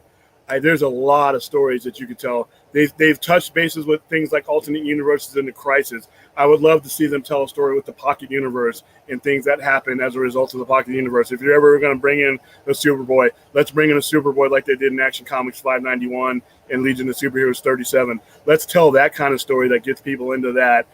Don't go back. To me, it's referred to too much in Superman. And I know that's how you came into comics, and that's great. But it is referred to too much in the Superman myth. And when there's so many other interesting things that they could do, Well, I think it's just weird. So I agree with you to a point, but I feel like they're setting the tone where it's like if they like obviously not in the first couple seasons, maybe, but like you get 2 or 3 seasons down, and then you have a season that's kind of based on this idea. But I'm finding it really interesting, William, because people have attacked the Snyderverse over and over again for being this dark thing, like relying too much on certain things. Going back to Zod, for example, going with this thing, and then last week. Sorry for anybody who's not watching the show, but basically they made Maxwell Lord Superman's brother from Krypton, right? And I'm like, well, okay, that's interesting. And like his whole idea is to bring Krypton to Earth to make Earth the new Krypton. I wonder where we've heard that storyline before. And basically put Clark in the exact same situation that we saw him in Man of Steel, where it's basically he is trying to make Superman make a choice between Krypton and Earth and humans. And I'm like sitting there going, are we just stealing ideas from Man of Steel and repackaging them as our own now? Like, listen, most of the hatred that came against Zack Snyder's work came from people who are full of crap. I'm sorry, not Maxwell Lord. You're right. Is Morgan Edge. I'm sorry. Thank you, Batman. Yeah, you're right. Most of the people who brought that heat against Zack for the type of tone that he set were full of hot air. I know there were some people who had different connections to different characters that were upset, but for the most part, it was timing. Zack Snyder was doing something with DC characters, while the other place was doing something a little bit different in theirs. And 90% of the heat that he got for telling the type of stories was from people who were never going to see it. So now, once you have you're 5, 6 years, 7 years down the line, and you don't have these walls up, people are watching everything. If I watch Loki tonight, I mean, I watch all the Snyder stuff. I watch everything Marvel puts out for the most part. I'll hold back on Love and Thunder because I have no desire. But for the most part, I watch everything. Back when Zack Snyder was at the height of what he was doing, there was this Cold War that was going on, and it was like a team sport. And most of the people who would get on these blogs and Reddit and everything else were never going to see this. So now we have a different world. We're all watching everything. So these creators understand that there was always a market out there for the type of stories that Snyder was telling, and they're taking advantage of it. Now, they may be doing it a little bit too much to the point where, okay, well, we see what you're doing there. But at the same time, it's a realization that these stories that he was telling in 2013, 2016 to 17 were good stories. We just couldn't see through the noise and the BS and the people, the hot airheads who were never going to watch it. And like I said, with Warner Brothers was the same way. Warner Brothers destroyed their DCEU by listening to people who, for the most part, were never going to see their movies. Yeah. Instead of listening to guys like us who were seeing them 4, 5, 6 times. Yeah. But now that's changed because there's no choice. When you put something on streaming and we blow it up like that, the numbers are right there. So, and guess what? Those people who are writing those CW shows, trust me, they're tracking everything that has a red S on it. If it's Superman toilet paper, they're seeing how much that Superman toilet paper sell because they want to know. They want to know what direction to take their character into. Now, I would caution them to be like, take it in your own direction. Not everything needs to be Zack Snyder. I love Zack Snyder's work. But if you're going to do your take of Superman, do your take of Superman. I'll watch it. Just don't snuff out what I like to see. And guess what? I'll give yours a chance. I don't need to see a dark. You want to do a cheesy Superman? Do it. You think you got an audience for it? Do it. Just don't snuff out, when my Zod neck snapping Superman. Exactly. And when it's time, you want to do a different version of Batman, Robert Pattinson? I'll go see it. But I don't want to see it at the expense of the one I was watching. That's where they got into trouble. They don't need to copy each other now within their own universe. Do the multiverse, but just don't do it at the exclusion of somebody. But on the flip side, don't copy. Because and that's the thing. And that's the thing. I'm just watching it, and it's like I feel like what you said. Like I feel like it has a lot of positive things that are its own. We're actually seeing a story where Clark is having to interact with his kids, and that's a whole new set of circumstances that we've never seen before, portrayed in live action. So I dig that.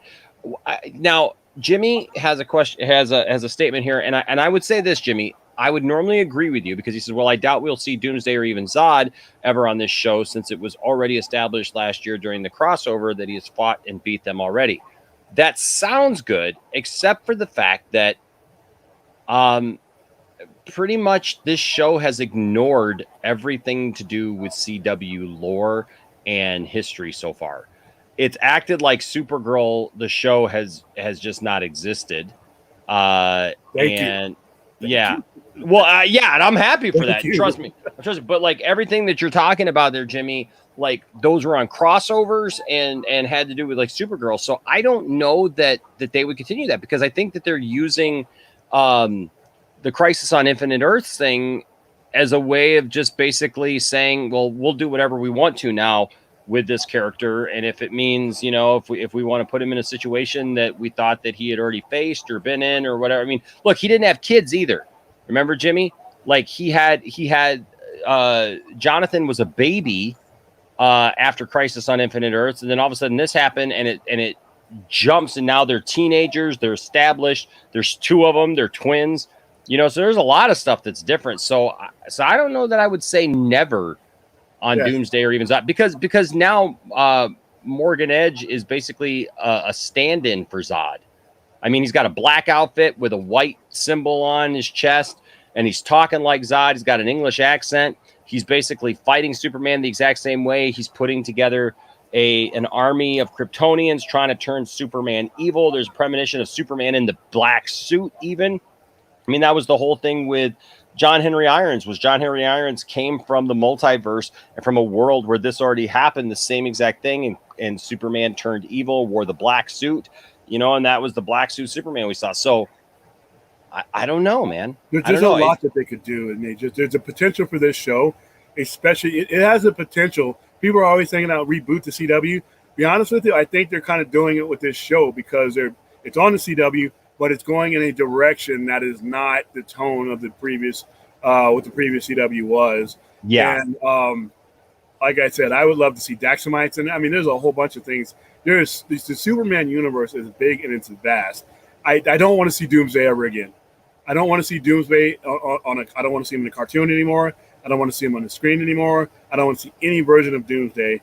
I think that to me, that's like what Spider-Man 3 did. Spider-Man 3 had 50 years of villains and lore, and everybody wants to come back to Venom. I'm like, Venom didn't appear literally till the 30th anniversary of Spider-Man.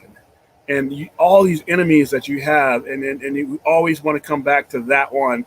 Doomsday, Superman has been around literally decades and generations, but we always seem to want to go back. But I think the fascination with Doomsday is the fact that Doomsday can stand toe to toe with Superman, and there's a sense of anytime Superman's going to fight Doomsday, there is a sense of anything could happen, and they're not just going to bring Doomsday in just for no reason. Usually, it's for that purpose because Doomsday is the only one to have killed Superman, you know. And so I think there's always that sense of danger when you bring. That was one thing I was happy about with Zack Snyder's Batman v Superman was the fact that when I started hearing rumors that, you know, Doomsday was going to be in it, I really didn't want to see Doomsday in that movie. I really didn't want to see it. And then when he showed up straight up in the trailer, and I was like, oh man, yeah, I was like, oh man, they put Doomsday in this thing, right? And then, but the thing is once I saw the movie, I was happy that at least they didn't waste Doomsday and say, well, Superman fought him, see, and then, you know, like they're all okay, you know, and so, like I was surprised that he had the guts to actually kill Superman off in the second movie. I didn't think that I would want that, but you know, we got it, and the only thing that I don't like about Batman versus Superman, and I love Batman, is the insertion of Doomsday. That movie for me is an epic. Doomsday doesn't destroy the movie for me, but it's an unfortunate part of it, and I understand why he did it. But it's the only part of Batman versus Superman I don't like. I like the dialogue. I love everything. I loved everything about that movie except for the token insertion of Doomsday. I did not see. There's other ways to kill. I know that's the way he died in the comic book, but remember we talked before about this. That 1992, 1993, I wanted to pull my eyeballs out with that storyline. I'm in the minority. I hated the death of Superman. You are in the minority, man, on that. I hated that's the that's only my thing I favorite. liked about it is it sort of led into the coastal city getting destroyed by, with all that connecting storyline that eventually happened with Hal Jordan. That's it. But it was such a gimmick at the time. It drove me crazy, and it was a kind of gimmick stuff. Like I said, that really led to the saturation of the market and really hurt comics. And we would pay owners. We would pay for that in 96, 97, and 98 when we couldn't give comics away. And that was a part of it. The Clone Saga with Spider-Man did the same thing. Everything had to have a chromium cover. Everything had to be in a special bag. And it just saturated it. And the story, it warped the storytelling. Instead of telling a story that fits your character and fit your writer, fit your artist, you wanted to be the next gimmick. And to me, that's what Superman 75 did. It just made everything such a gimmick for a good 12 years.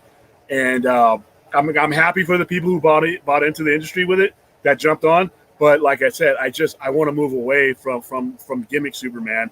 And whenever I see Doomsday, it's just a gimmick to me. They're just playing on that moment. Yeah, like I think that they can do better, and I don't think that they always have to go there. But I think too, though. I mean, like look at Doomsday in the show Krypton, for example. Right? They were able to use Doomsday on Krypton, and it didn't have to be the death of Superman storyline.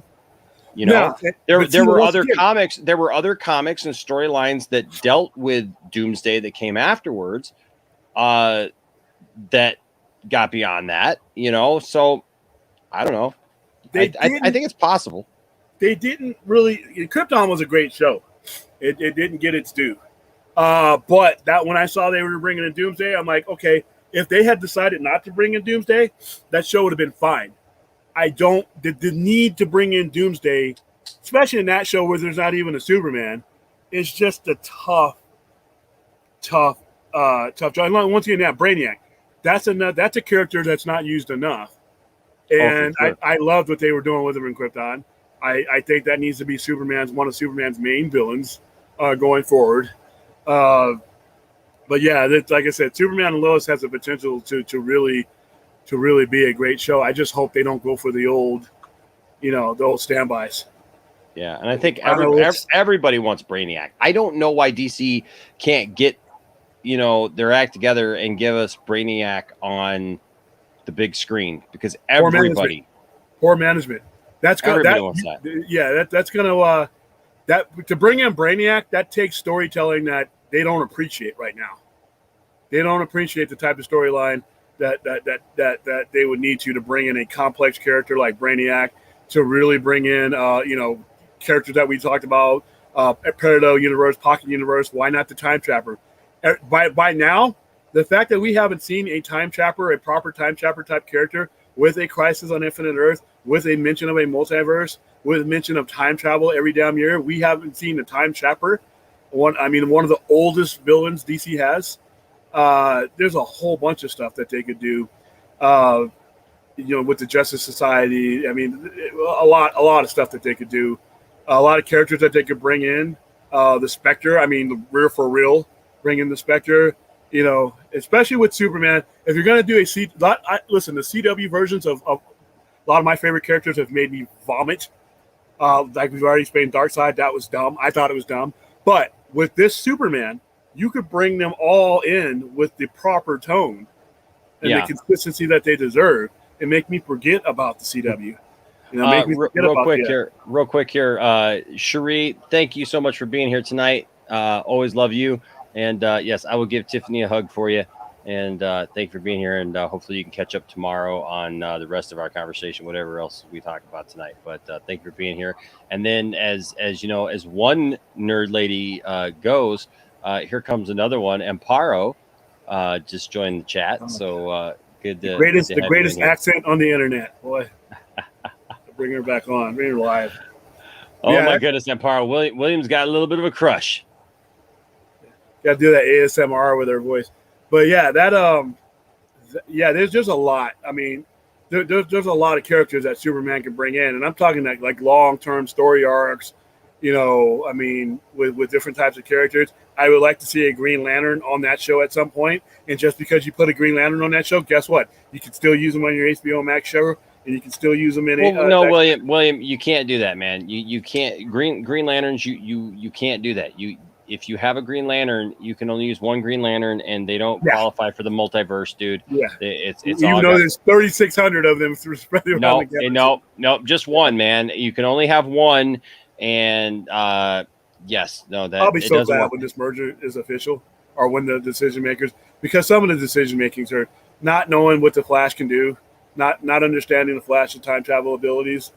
Paul knows. See, Paul knows. Sears is because it would make sense, Enosh. Geez, they have a universe to screw over, for God's sake. I mean, you know, like why would they put like good characters together, man? Like, why would they do that? But like I said, count down the days. Once you start seeing, you're going to see some rounds of projects that have been announced. Once you start seeing some of those projects get the plug pulled on them, that's when you know the old guard is no longer in control of Warner Brothers Discovery. When you see some of this, some of like the outer nonsense, that's like, I can't believe they're going to greenlight that, and it hasn't gone in production yet. When you hear about that, this production's been delayed, or a change has been made here, so that's when you'll know that Zaslav is running it, and then you can take a deep breath, because everything else is in the can. I mean, or about to be in the can. Black Adam, the Flash, but Batgirl, Batwoman, any of that stuff that's been announced, stuff's not happening, man. That stuff's not happening. I'm hoping, man. I'm hoping because I think that some of it's just absolutely ridiculous, and I don't think that it's the right time for a lot of the stuff. I mean, there's stuff that I think we all can say like we would like to see in the future, but it's like get it together. You know what I mean? Like get the main stuff together, and then you know, and then I'm worried about Suicide Squad. I am truly worried about Suicide Squad. Really? I think Suicide Squad's going to bomb. All right, here's if you don't have the type, there's no ramp up to this movie other than James Gunn posting. All right, there's no major other than Margot Robbie. There's some great stars in it, but there's no, you know. I mean, John Cena. I don't know. There's nobody. There's one star in it, and I hope that Cherie hasn't left quite yet, because we'll give this on the way out. John Cena.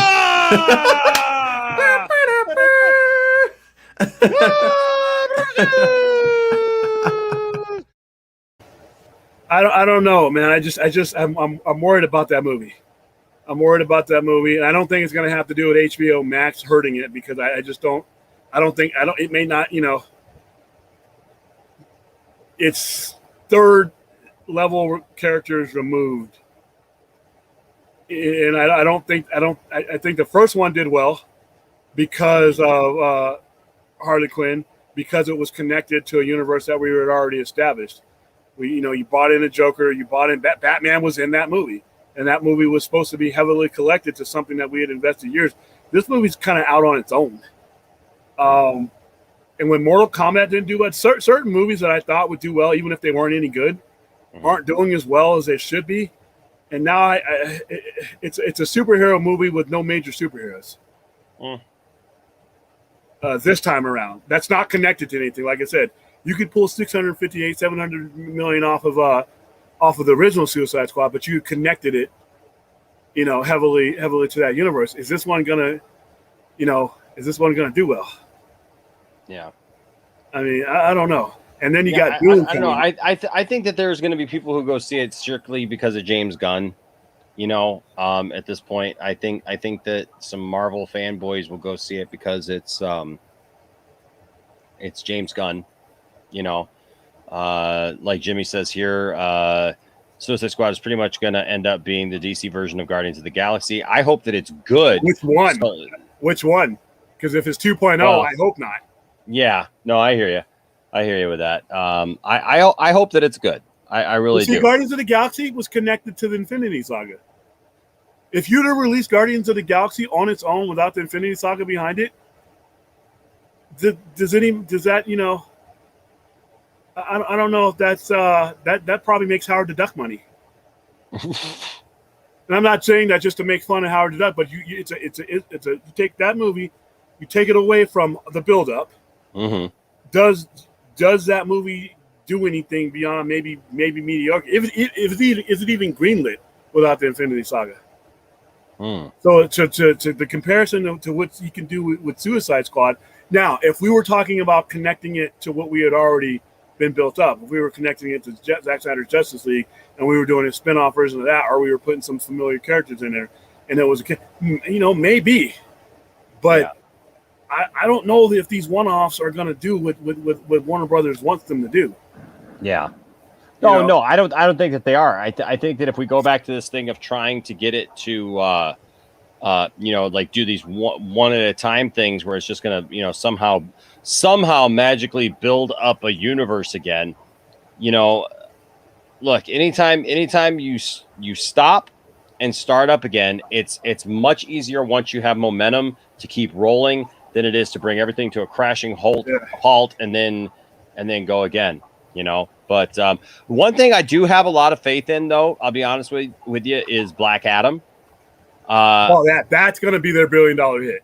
That right there. Did you see this? This is something I thought was funny because Dwayne Johnson, man, I got to give it to the guy. The guy does a great job of tying things into the movies that he's in, of keeping things out in the public, keeping people thinking about him, talking about him, whatnot.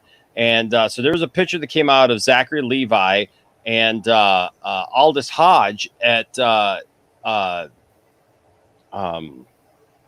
Top Golf together. And Dwayne Johnson responded to it, and it was phenomenal. This is from Cinema Blend. It says, while the future of DC Expanded Universe is still a little cloudy, and we can all agree with that, there's one particular corner of it that seems to be moving forward quite well.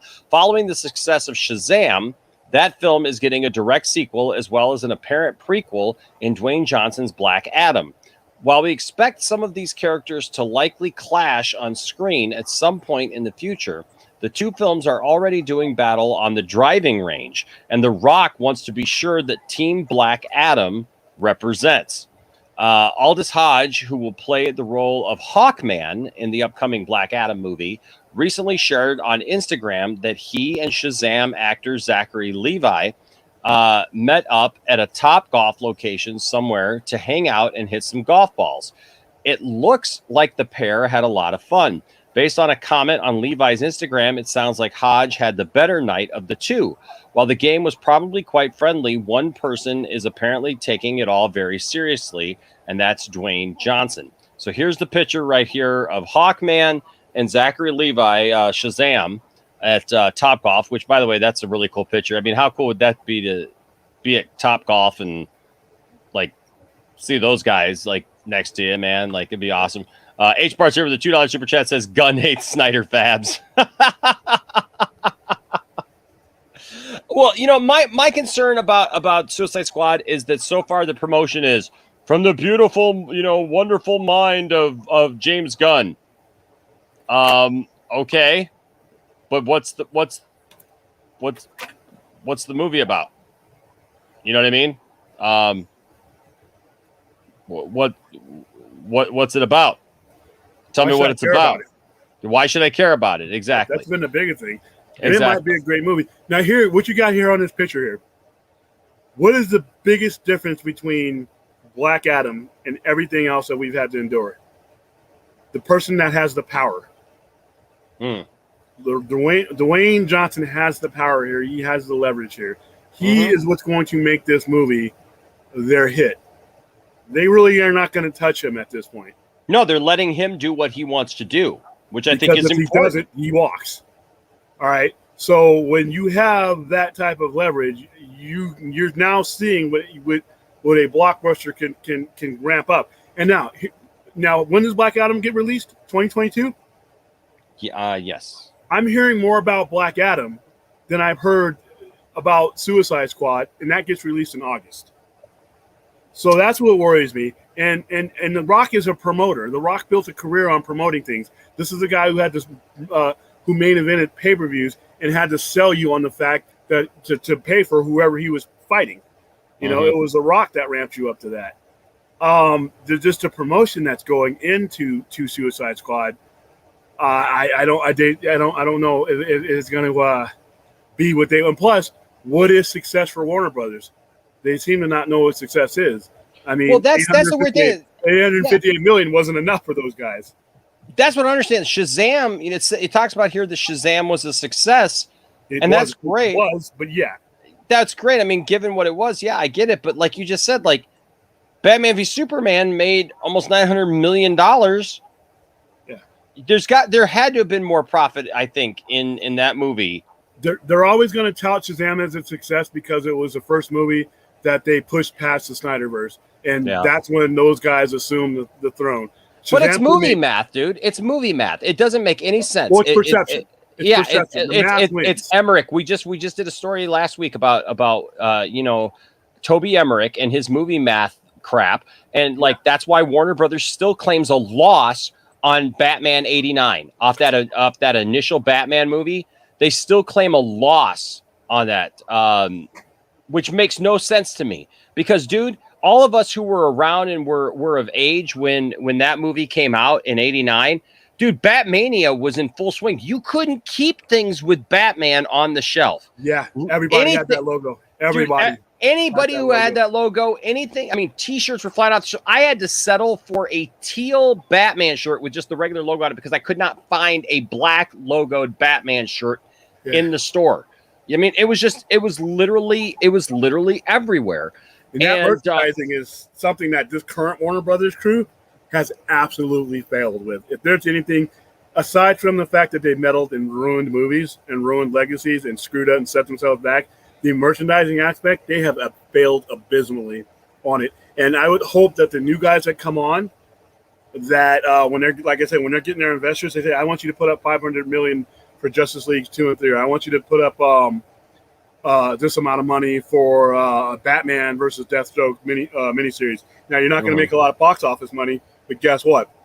This Batman Deathstroke t-shirt is probably going to sell out anywhere. This Hot Toys figure, these action figures, this game, you guys are going to get a percentage of that. So get behind me so we can make these big budget things like Game of Thrones and have legacy stuff on there. And I really think that the new regime is attracted to these legacy things that are on these streamers because that's what they've built. Like I said, Pimple Popper, not my thing, but that's a legacy show that they've built, and they built a following. My 600-pound, all these things are just, by the sound of them, they're ridiculous, but people love them. Oh, exactly. Guess what? H-Bar's here with a $2 super chat says Beetlejuice Superman. Oh. Okay. And Slippery Fish Flaps, we'll get to your comment here in just a minute, but we're finishing up this conversation about this. Look, the movie math thing just, it blows my mind because how anybody could sit there and still try to claim that you lost money with '89 Batman, which is one of the most classic things ever and made so much money for the studio, dude, with merchandise, and everybody saw that movie, and everybody had to order that VHS, man, that year. It was a must-see movie for people who weren't even into Batman. Prices shot up for Warner Brothers. Dude, I wasn't even a Batman fan at that point, man. Like I was a Superman kid left and right. But that year I turned into the biggest Batman fan ever. And I caught Batmania just like everybody else. And I had to have Batman stuff, and I wanted toys, and I wanted shirts, and everything. And I mean, Batman cereal, that cereal absolutely sucked. But you know what? I had to have Batman cereal. And so it blows my mind when it's like they can tout the fact that Shazam is a success, which is fine, because for the amount of money it was made for and the amount of money it made, I get it. But these other things but back to the story here about Dwayne Johnson, because it says in a comment on Aldous Hodges, that's who's playing Hawkman, on his Instagram post, The Rock makes it clear that when Hodge is out there, he is representing Team Black Adam, which is kind of funny because I can kind of see this as being a thing, William, that like The Rock expects people to represent his film you know, it's supposed to represent Warner Brothers, but really you're representing The Rock now while you're out there. It says then The Rock expects him to win at all times. Dwayne Johnson comment reads, and then we have it right here. It says, I don't care if it's golf, cooking, or haiku poetry. If you don't beat Shazam's butt, you're never flying the Hawk Cruiser again. First of all, the Hawk Cruiser? Who said anything about a Hawk Cruiser, William? Exactly. And what does that do? That gets you going. That gets you going. All right? That gets you going a year in advance. And that's all that's marketing 101. He's getting you to pick, no matter what side you pick, you're picking The Rock's team because you're supporting The Rock's movie. And everybody who's running, the people who are on their way out at DC, but everybody who's coming in needs to copy his blueprint. Right now, we haven't seen 1 inch of Black Adam, other than a couple of pictures here or there. I'm hyped for it. I'm ready for it. All right. So just imagine if you told me, you know what, in 12 to 15 months, I'm gonna have a Batman movie with Ben Affleck in it, and we start hyping that now. So by the time we get to that movie, we're hyped, we're ready, and all the stuff that we're watching in between, you'll give everything a chance. You're gonna buy the merchandise. 6 months from now, you start coming out with Batfleck versus Deathstroke shirts, or his logo, the half-face logo. There's so much hype. They don't know how to hype anything, and that brings us back to Suicide Squad. August is not that far away. Where's the hype for Suicide Squad, other than James Gunn hyping it himself? Where is the why should I care about these characters the last year? Why should I care about the Shark? Why should I care about Margot Robbie? I care about because I've seen her in a couple of different movies. One of them was bad. I like Idris Elba, but I've seen Idris Elba in movies that I didn't like him in. Can I bring up a point here? Look, Mark says here Man of Steel's budget was close to $500 million with marketing. Okay. Well, the official regular budget was $225 million. That was the budget. That was the budget, because I remember when we got promo items, they were very chintzy on how they budgeted that movie. Yeah, I don't think that there was another $275 million worth of budget for Man of Steel. I have seen crazy other things like trying to lump it. Like, I don't know why with Man of Steel. Look, there was a Superman Returns movie that came out that was budgeted at $270 million. So literally, you know, $35 million more than that. Actually, I'm sorry, $45 million more than that. But than Man of Steel. Its max budget was $258 million, and that includes its promo budget. But the thing is Superman Returns, like, they try to lump in like all the failed Superman projects, okay? And I think that goes back to movie math. So we couldn't get all these other movies, you know, like Superman Lives, you know, off the ground, but somehow we're going to make Superman Returns look like a failed property even more so, because we're going to add to it those budget. But Man of Steel's official estimated budget was $225 million, and it did not make what you're saying here. It made $779 million officially. So and I'm looking at it right now. So it didn't just make. Are you going from Box Office Mojo, or? I just did a search. I just did a basic search, and it's got. I'm actually looking at Man of Steel, Aquaman, Batman v Superman, Justice League, and Superman Returns all on. By the way, the Shazam number he gave you is wrong. It actually made a little bit more, but even still, here's the thing that is. But even so, even if you take this number, okay, so like, they doubled their money. Even if that, you know, you're telling me Shazam's budget was $150 million. So they made $100 million on that. Even by your own thing, they made more than that off of Man of Steel. Even if you go with this inflated marketing number, which is not right, and a deflated box office revenue return, which is not right as well. But even so, it still made more money than that. And I would agree that a Superman movie should make more than a Shazam movie. I'll absolutely give you that. But also you're introducing the world to a new Superman. But yeah, these numbers are unfortunately off, Mark. As far as what the actual numbers was. Michelle, by the way, I knew you were here earlier, so the dirty stuff was early. Is actually flipped this time because it was just been me here, so it was early in the show. But yeah, anyways, back to this. He says, look, I don't care if it's golf, cooking, or haiku poetry. If you don't beat Shazam, you're never flying the Hawk Cruiser again. Okay, that's got me interested in the Hawk Cruiser now for whatever that means. It says, I do not pretend to be an expert on all things Hawkman, but now I'm interested in seeing that Hawk Cruiser come to life. Yep, exactly. Me too. We caught up on that. Dwayne Johnson is clearly just having some fun too. I'm not sure he actually expects Aldous Hodge to be the better haiku poet. Of course, now I sort of want to see Zachary Levi and Aldous Hodge write haiku poetry just to see what they come up with. Black Adam is finally in production, and after being a project in development for about as long as the modern DC universe has been a thing, we have yet to see even a single image of Aldous Hodge in full Hawkman garb, though we have seen that he has been putting in the workout required to play a superhero on the big screen.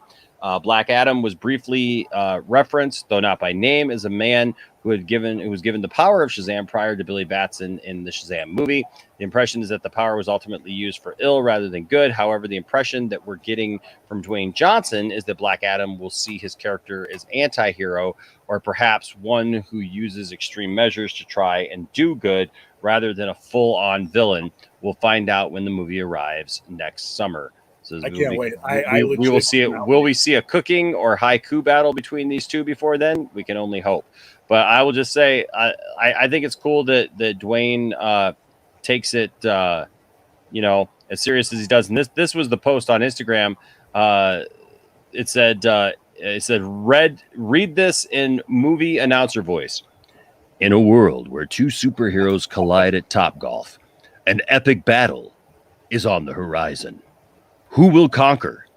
Who will meet defeat? Who will throw their back out trying to swing a golf club way too darn hard?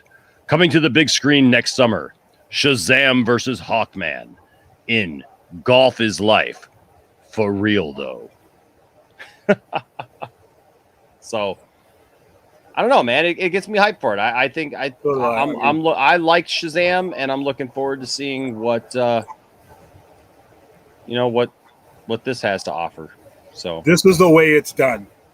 This is the way you build the continuity between the concept of a project and the fruition of the project, and you keep me excited in every minute, moment, and second in between. You don't just throw out stuff here to see what sticks. You put out a plan, and then you start the excitement like lighting a fuse. And they have not done that. There's been no fuse for Suicide Squad. And all this other stuff that they're mentioning, like I said, I just don't care about it. They haven't given me reason to care about any of this stuff, and that hurts them, because like I said, you could hate DCEU or you could love DCEU, but if you're not talking about it and all you have is apathy, then we're you have a problem. But like I said, we're 2 months away from the next superhero movie that DC's going to put out, and what's going on with it? Starro's the main villain in the movie. Where is that? Why haven't I seen anything with a giant star like on every Suicide Squad's member's face? Well, dude, we saw Starro. He's in the trailer. Yeah, but I'm talking about, we know he's in the movie. He's probably the main villain. I don't think he's going to be the main villain. I don't think Starro's the main villain. I don't think Starro's the main villain. Starro's the conqueror, man. Come on, dude. No, there ain't nothing. There ain't nothing about what they showed in that trailer that shows Starro as a conqueror. And the last few times I've seen Starro in any kind of anything, he's not been portrayed that way. He's been portrayed as comedy.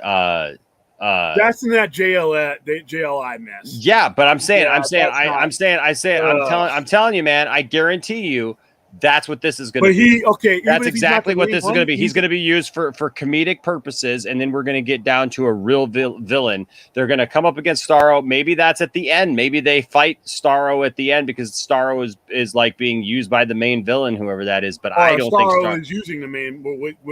It's hard to say, but it's a James Gunn movie, so we could both be completely turned upside down. I will say this though. I mean, the fact that we are getting Starro, but yeah, use that. That's kind of cool. Market that. You can't. But what about this? Peacemaker is the only thing that you've marketed about this movie. So, but Benson's Mark again, dude. We have this conversation too much, Mark, and I love you too much as a person, man, to keep arguing with you about this. Listen, can I take this one? Yeah, well, hold on, because it keeps going back to the Snyderverse, right? And so this is not an answer. First of all, to continue the Snyderverse is not going to cost him $500 million for a movie. That's just ridiculous. That's trying to make a point that doesn't exist, Mark. I'm sorry. You're looking at this in a completely wrong way. And we even had this conversation today in one of the comment sections for one of my videos. It's not going to cost them this much to do it. Even if they do it, it's not going to cost them this much to do it, first of all. And also, this comment in and of itself is not correct, because you got Amazon, who's spending how much money on right now on Lord of the Rings? How much are they spending on Lord of the Rings? Hold on a second. Right now, Lord of the Rings, Amazon budget. So that is $500 million across 2 seasons. It's literally just what you said. $500 million across 2 seasons that they're going to spend on Lord of the Rings. First of all, the Snyderverse could be ended for much less than $500 million for 2 seasons. Even if you did Justice League 2 and 3 as 2 separate seasons and you did them as limited series, there's no way that it would have to cost that much in any aspect to do that, because you don't have to do it. Just doesn't have to be like Mark, or just like William just said. You don't have to spend that kind of money to see the end of this. I mean, one of the movies we know, one of the plots is the Nightmare universe. You're literally talking about a universe that's stripped down and more Mad Max than anything. So you don't have to have some huge, inflated, crazy budget that goes insane, for one whole thing. I don't know, but Mark, we keep having the same conversation, man. And I keep trying to tell you, like, Mark keeps saying to me, like, why are we trying to force Zack Snyder to come back and do something he doesn't want to do? Mark, he literally said, he wants to do it. He literally said last week again that he hopes that with Discovery coming in, that they give him a call, that things change. He wants to do it. I'm just telling you. I mean, if you just look at the stuff on the surface, William, that Green Lantern picture. Wow. Oh. He said he wants to do it. Look, we got this same kind of stuff from Zack Snyder for the last 4 years when everybody was like, oh, they're never going to give him money to do the Snyder Cut. The Snyder Cut doesn't exist. And what would happen? Zack would keep putting out little pictures here and there. He'd keep putting out little bits of information here and there. And then one day you all woke up and you were privy to the fact of something that we already all knew. The Snyder Cut existed. Yeah. And that's what's happening here. Look, you know what? I guess I just have to say, look, this is where I sit with this. In my opinion, is not going to change. So I would rather talk about stuff that we all love and get, because it's the same argument, and I guess that's that's what I'm. By the way, folks, tomorrow night I do, because I love Mark. Mark's a good guy, and I just want to say Mark donated this Nightwing that will be given away tomorrow here on the channel and tomorrow night's stream. So get on this. All you have to do is be either a member or a patron member, or give a super chat at any time between today and tomorrow, and you're in the running for this figure, courtesy of Mark at Benson's. And so I love Mark. I'm not mad at Mark. I'm just saying, like, We just keep having the same conversation over and over again about it. Hey Benson, I'm new to this conversation with you. It's not their money. Warner Brothers Discovery is not going to put up. I'm of the belief that if they want to spend $500 million, because Game of Thrones has cost a lot more over a couple of seasons, if they want to, I'm not saying that they would, and they don't need to, but it's not going to be their money. Zaslav is not going to go to his Discovery vault and pull out some bullion of their money. He's going to get a bunch of people involved, possibly even Legendary, several other people who solely exist throughout Hollywood to finance movie and make their money on residuals. So say they say, I want $500 million from my group of investors. They're going to ask you, what do I get in return? Okay, well, guess what? We're going to sell a crap load of merchandise. You get a percentage of this, this, and this. And part of that legacy deal, when next time you see on TBS or any of our channels or Disney or any of these things that buy this movie or this series, once it's in syndication and we sign that deal, you get a percentage of all of this stuff. There's about 12, 13, 14 different revenue streams, especially when you originate something on streaming, that you can pretty much sell off and on and on and on, and sequels and everything else. So not only that, but if this does well, then if there's a Justice League 3 or anything else that's associated with this contract, these guys get what's called first strike at that. So instead of somebody else being able to jump in and say, I want a piece of this, these guys are first. So they're first in line. So you're talking about 3 or 4 years worth of deals, locked in deals that they can make their money back on, and a lot more money on these DVD sales, Blu-ray, physical media, toys, all that. So it's not going to be Discovery putting $500 million. Discovery might put some of the money on there. They might put 25%, but Godzilla vs. Kong, Warner Brothers only footed 25% of that bill. Legendary did. Dune's fitting 75% of Dune. Warner Brothers only footing 25%. So it's not like they're shelling out a ton of money by their own company. And those investors are going to invest on it because, like I said, the Big Bang Theory is a perfect thing.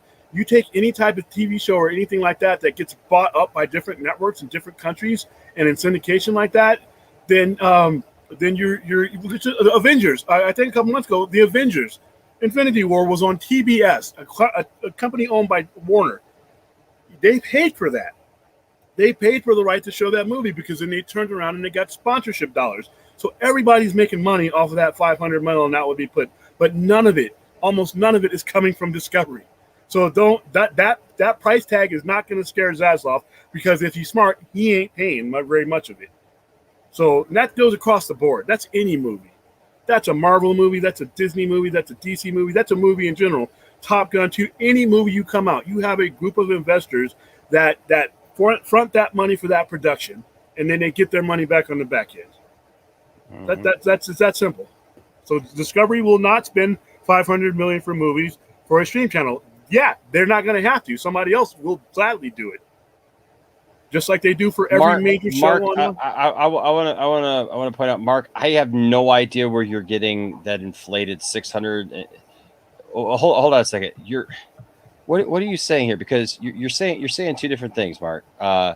Because you're saying every movie site confirms the box office for Man of Steel was $668 million. I don't know where you're searching, man.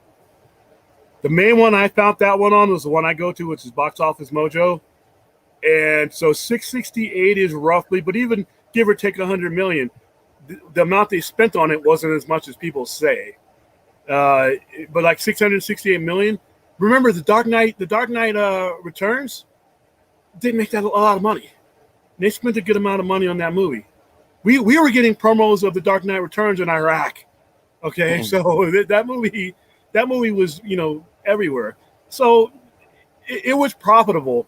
What Warner Brothers didn't like about Superman, Man of Steel, was the criticism it got from people who will never let go of their childhood version. Exactly. The money didn't mean anything to them because they made their money. They did fine with that movie. In saying today's money, Superman the movie is 1.2 billion. But look, that's like going back and talking about the original Star Wars movie. You're talking about a movie that came out in 1978 and how many re-releases, and everything. I mean, look, if we're talking that, like Avatar, I talked about Avatar earlier tonight. Avatar it got two or three different re-releases. Yeah, they're that gonna it got. keep doing that to beat Endgame. Well, yeah, and it's getting another one because it's still trying to chase Endgame. It's still trying to beat Endgame. So, I mean, the thing is that these studios they're always trying to manipulate what the public thinks of certain things. I'm just telling you, Zack Snyder wants to do it. Zack Snyder has talked about Discovery himself. Others have talked about Discovery. And I'm just telling you, it's not as far-fetched as you would think so on the surface. I think it's going to happen once things are getting announced. It's Absolutely. Absolutely.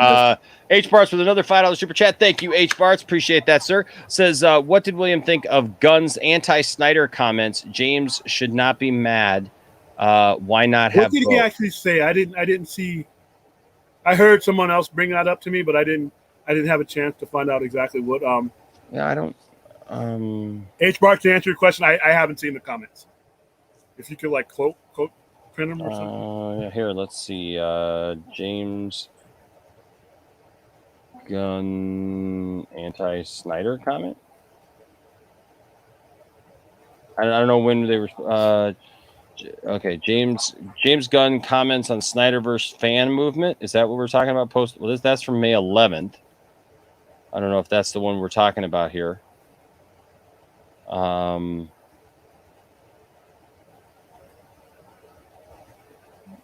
just trying to. Wow, could there be any more ads on this site? Jeez. You're not on We Got This Covered, are you? No, I'm on the direct.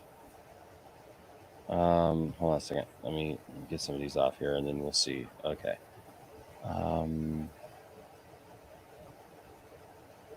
Let me. Were they comments made in jest, maybe, or maybe?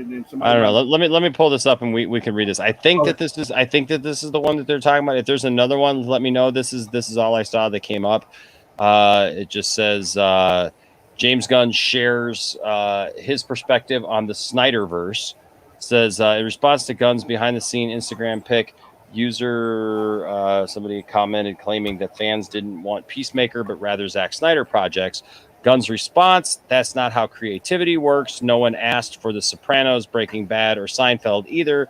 That's not how television or ideas or creativity works. Open your mind to the possibilities of what you don't know, and your life will be more full. Commented back, establishing that he's not against Gunn's work, but he alluded to the fan effort behind the Restore the Snyderverse movement, expressing that Warner Brothers should make good on their promise before greenlighting Gunn's projects. Gunn replied back saying, you can't have it both ways. Warner's wanted to do what I wanted to do, and I wanted to do this. That's simple. You can't have it both ways. You either want creators to have power, or you want creators to do only what you want them to do. All right. Yeah. All right. That's too much pressure being put on James Gunn.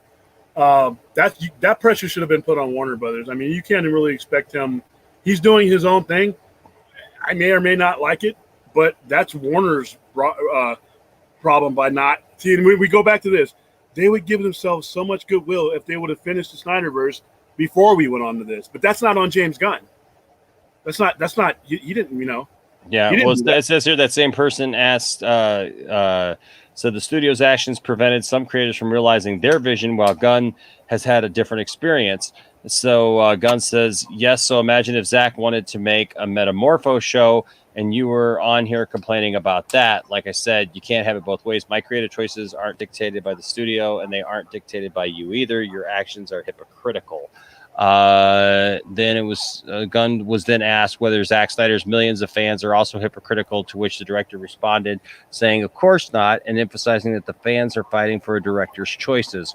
What? Of course not. The people trying to restore the Snyderverse are fighting for a director's choices. They aren't on here simultaneously complaining about a director's choices. That's fair. I'm okay. I mean, yeah. I mean, you gotta understand that James Gunn is not making his movies in the era where Snyder had to struggle against Warner Brothers. He's in an entirely different situation. And we didn't have to restore the Gunverse because there never was one during that era. And he came after all that. If Zack Snyder and Ray Fisher and all these people hadn't gone through what they had gone through, that would be different.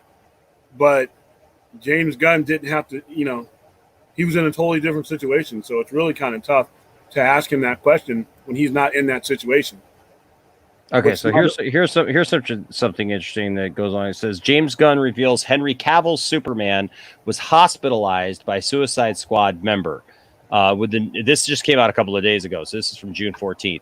I think Ping Pong put that on. I was looking at that. Okay, with the new era of the DCEU in full swing, fans are on the edge of their seats waiting for James Gunn's Suicide Squad to hit theaters. One of the biggest draws of this film is the variety of new characters. One new character is that of a favorite to survive is Idris Elba's Bloodsport, shown as one of the leaders of the ragtag group of ne'er-do-wells. Bloodsport is positioned to be a heavy focus among the newcomers of the team. Now James Gunn has taken to social media to provide more insight into the character's backstory. Idris Elba's Bloodsport versus Henry Cavill's Superman. After celebrating Superman Day, Gunn was asked by a fan if the DCEU Superman will have anything to do with the Suicide Squad. While it remains unlikely Henry Cavill will wear the cape in the film, his presence is felt in Bloodsport's history.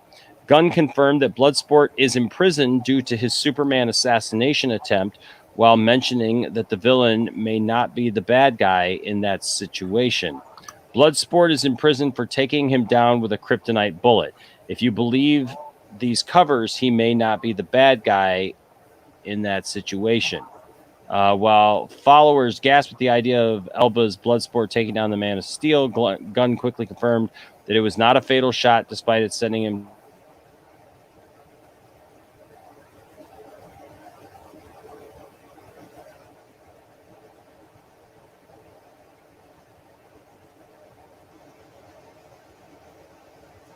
You still reading?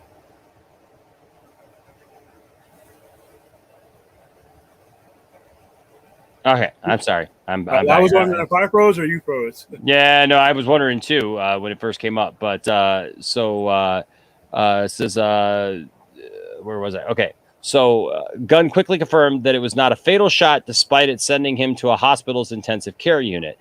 He put him in the ICU, but he failed to kill him. Okay. I mean, look, this is what I've been saying for a long time. There are certain members of the streaming universe who talk about DC who don't know who Bloodsport is. Okay? People who've come at me even, and they don't have a good history of who Bloodsport is. Bloodsport is a Superman villain, is a Superman foe. So I don't have a problem with this. I mean, people come at Superman all day long, and Bloodsport is an assassin, and that's what he would try to do, and he would try to shoot Superman with a kryptonite bullet. I hope that they tell that story a little bit, because I mean, I don't know, people talk about, overpowering, versions of Superman. Well, I've watched now Superman on the Superman and Lois show get shot several times now with kryptonite bullets, get shot with kryptonite spikes, and he just rips them out and throws them away. So I don't know. I mean, what do you think of this, William? Look a little cryptic, but hey, I mean, once again, it's trying to give him backstory. I think if he's giving him backstory, but I just hate the way this movie's being marketed. We're having to go. This is something that should be on the surface. Bloodsport is being played by one of the better actors in our generation.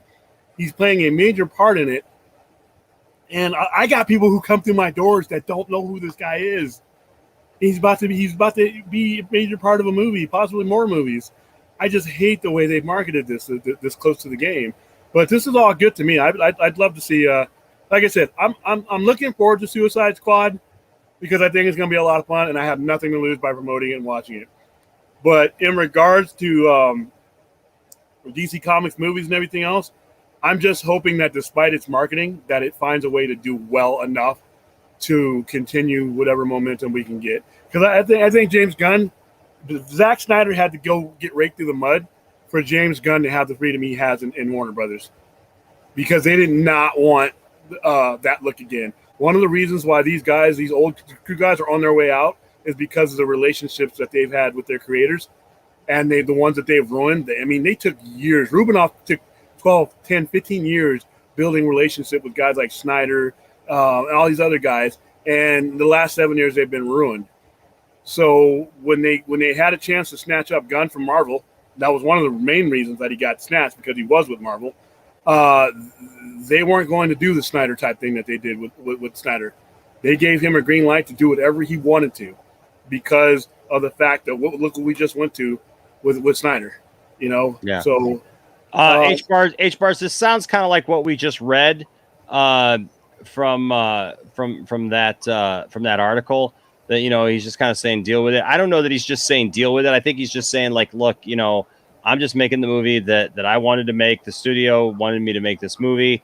I'm doing it, and this is where I'm going. I feel that you can have it both ways. Look, we have a multiverse that they're setting up. I think that I think that we can all have what we want. What he left out is something he can't say, which is, I got this freedom because they screwed the guy that you're asking me about. Yeah, right.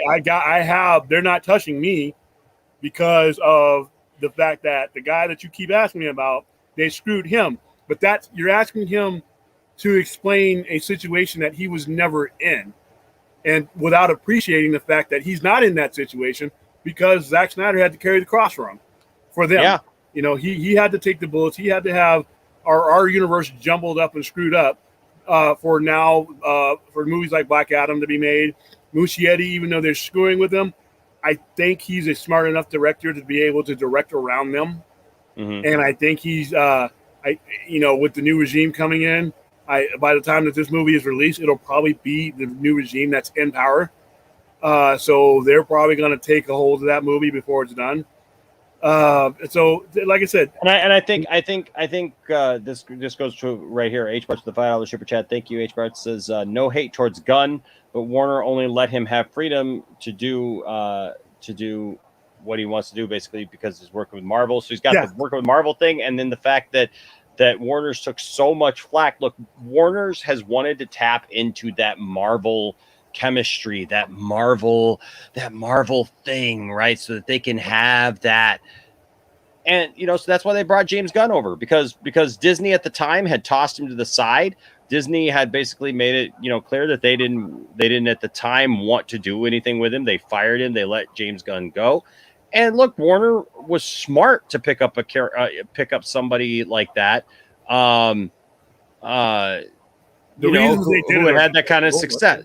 Yeah, I mean, the reason why they did it, whatever. I mean, but they were smart to pick up somebody like that. But do I think that Zack Snyder got the same fair shake that James Gunn has gotten? Heck no. We would not be here. We would not be here in the situation that we're having to be in. And having to talk about Zack Snyder and like his upward hill climb, and like, look, Warner Brothers fought. Say whatever you guys want to say about Zack Snyder, about anything, but literally Zack Snyder had to fight for every freaking thing that he got, even at the end where they tried to act like he couldn't have Green Lantern even because somehow it was going to mess up other things, when they literally said, hey, it's a cul-de-sac, it's not going anywhere, and it's a multiverse, so everybody should be able to have what they want. So it's just a dumb thing. And then, like I said, if I'm Zaslav, if you're watching in Poindexter Lounge, Zaslav, that's awful. That's cool if he is. Mm-hmm. When you interview your guys that are going to take over this DC Films division, ask them to raise their hand if you guys want to be like Marvel. And if anybody who raises their hand, fire them. Yep. Fire them. For me, for Enosh, for everybody who has endured all of this, fire them. All right. Now, your next question should be, how do you guys like the organizational structure of Marvel, which is fine, because that's what we can do. But if you want their success based on their fan base, based on their history of their characters, and that's what you want to think, and that's what you think should be our framework, I have another part of the company. We got catering where you can go work in. We got janitorial you can go work in. We got the mailroom you can go work in. But I don't want you in the house of ideas that is DC Comics, because there is a legacy that is 8 damn decades old that we are tethered to, that needs to be loyal to, and that needs to be consistent to. If you want things done the way Marvel's content's done them, I'm firing you now. Go work for them. But as far as so can I address that? Yeah, no, I agree. I just want to address something real quick. So Nick Williams and H Barts have kind of had some words here. Nick, I don't take look. H Barts H Barts even came in. He didn't even have the actual article. We just read the article. We had the benefit of reading the article here, and he said that he had heard some things and that he thought it had come across as a certain way with James Gunn saying something. And James Gunn, look, when James Gunn comes out and tells somebody asking a question that he thinks it's being a bit hypocritical the way that he was addressing it or whatever, I can see how that can come across. But it's not like H Barts is like drawing a line here in the sand and saying this is the way it is, and James Gunn was a horrible person. I mean, look, H Barts has actually gone out of his way. H Barts is a great guy, first of all. He's a great. Yeah, he's a great fan to the channel, and he's a great guy. Not just my channel, but other channels as well. I see him on other people's streams, and H Barts was just asking a question, and he wanted clarification on it, and we got that. So you guys don't be mad at anybody. I mean, H Barts isn't trying to stir up anything. He's not trying to lead a revolution against James Gunn. I mean, if anybody, William is. No, but no, nobody's trying to do that. So I mean, we're not gonna we're not gonna go after H Barts for that. I mean, H Barts he's just asking a question, and he even says here that Vincent's coming at me. H Barts even says that he loves James Gunn, and I think you have to accept that and just take that for what it is. Daniel's hot topics. We kind of talked about this a little bit already tonight, but we were talking about the Superman and Lois TV show. They're slowly introducing characters that took place that were part of the Death of Superman series. We've already gotten John Henry Irons. We've now gotten the introduction of the Eradicator. We know that from the Supergirl show that Hank Henshaw exists in this world, and I find it interesting because they're using story points from various things.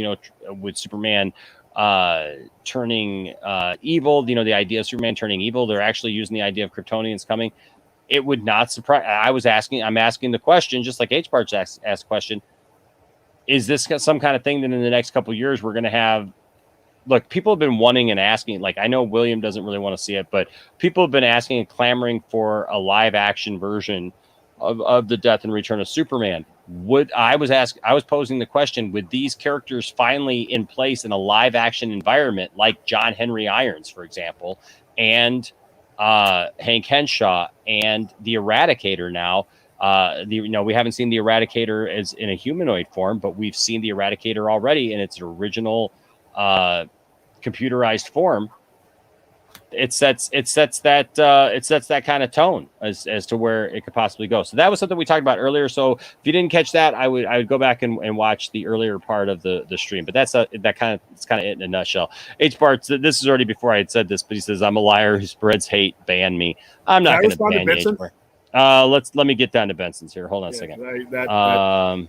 I had not gotten. Put in a super chat there. So Anthony Grisby first says, "Hi, Enosh and William. Do you guys think that Zach will have his cut get a release of some scale in cinemas worldwide? Been hearing different things.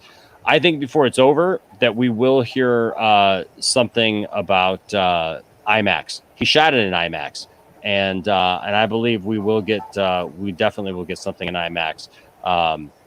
Yeah." But just hold out. What's up, Nerdy? Hey, what's up, my good friend Dawson?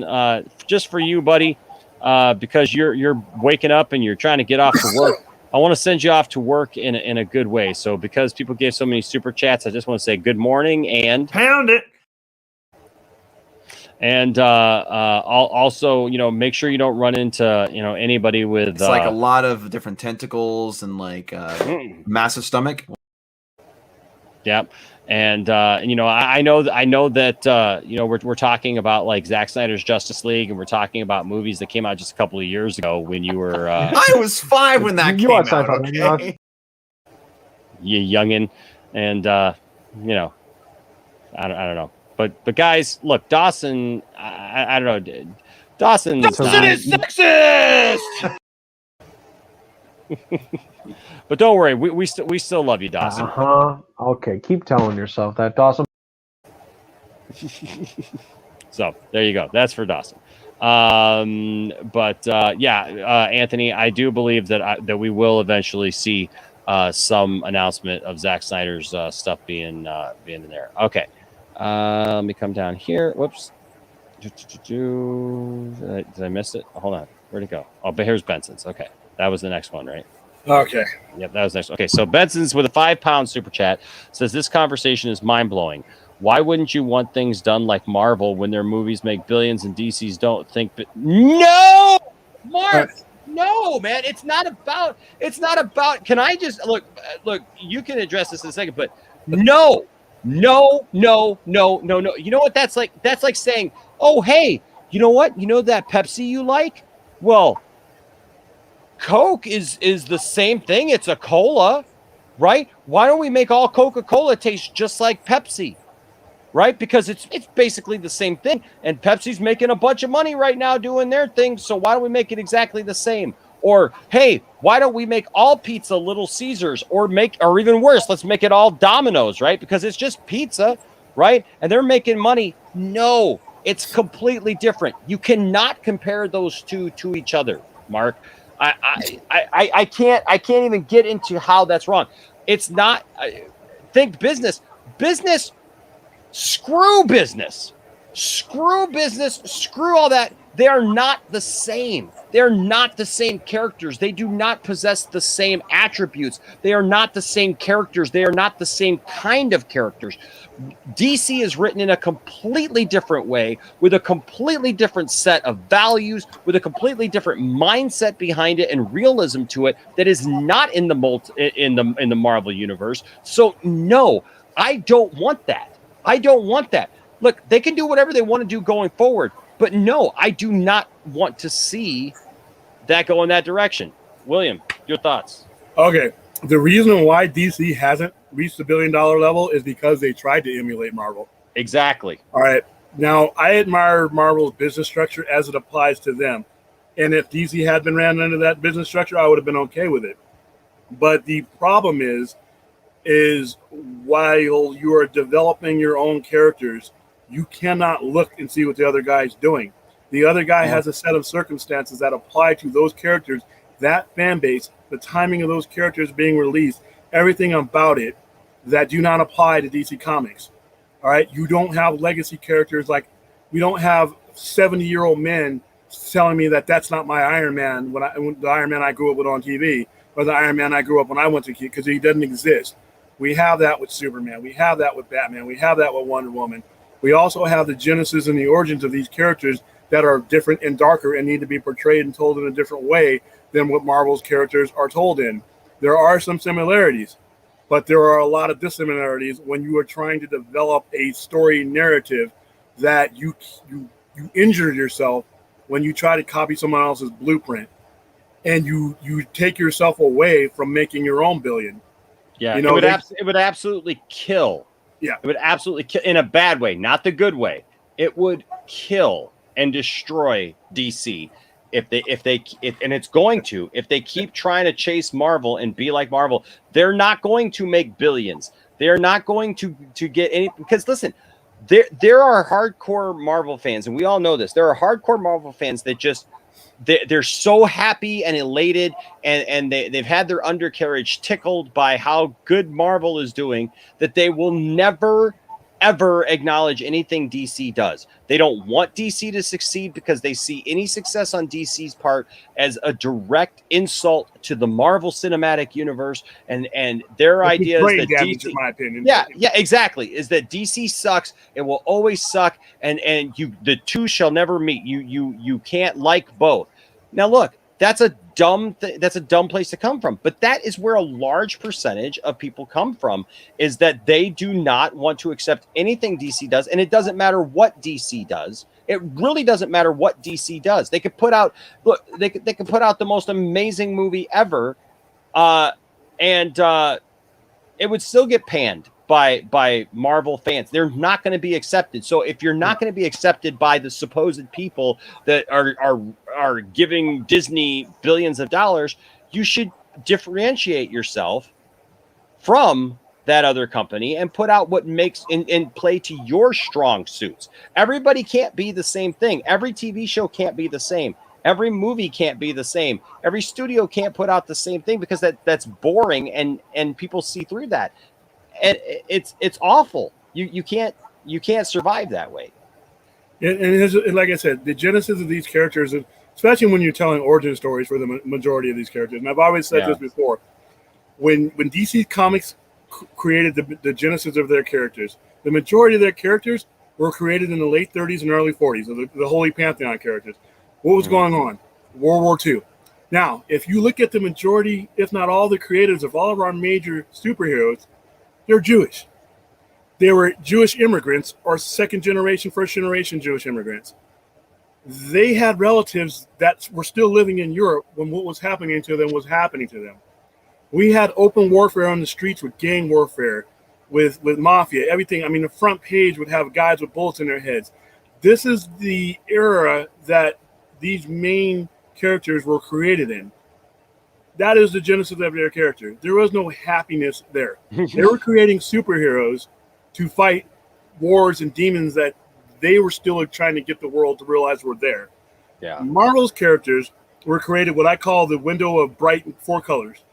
It was between 1961 and 1963, where was a lot of your characters were created. We hadn't gotten deep into the Vietnam War. There was no Kennedy assassination. There was no Watergate. There was no big dark era. We were 10 years removed from our last war, which was the Korean War, and almost 20 removed from our last World War. So we were in a very good spot, and the surface of reality was everybody was doing well. Everybody was doing hopeful. You were living in the Cold War, but that was in the backdrop. Now, as things progressed, as you had Vietnam, as you had the Civil Rights struggle, as you had all these characters, you saw Marvel sort of change. But the main genesis of their characters, Fantastic Four, Silver Surfer, the Avengers, Iron Man, Hulk, these are all radioactive science fiction, happy fun type characters, because that is the era that they came from before that era turned dark.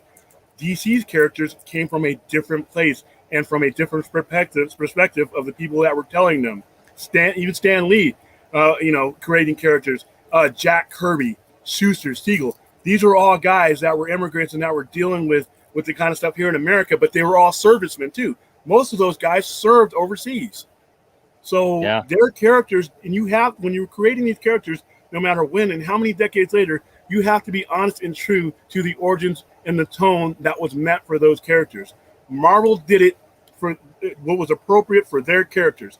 That's fine. That's great. But if I'm running DC, I need to do what's appropriate for my characters. And if I got people in my structure that can't take their eyes off of what some other company's doing, then I'm going to free up their time so they can go work for that other company. That's what you need to do. Yeah, H Bars with a $2 super chat. Thank you. H Bar says, "We start a revolution. Follow my lead, bruh." Dude, I'll follow you, man. I'll follow you because I know what you love, and you love the same things that I have to, or that I love. Bradley here says, "Not everything has to copy Marvel to be successful." Nerdy talked about respective audiences. Also, it shows that Warner Brothers wants to be trend followers and not trend setters. That's true too. Well, thank you, Hans. I appreciate that. What's up, Barcy? Good to see you in the chat tonight. Let's see.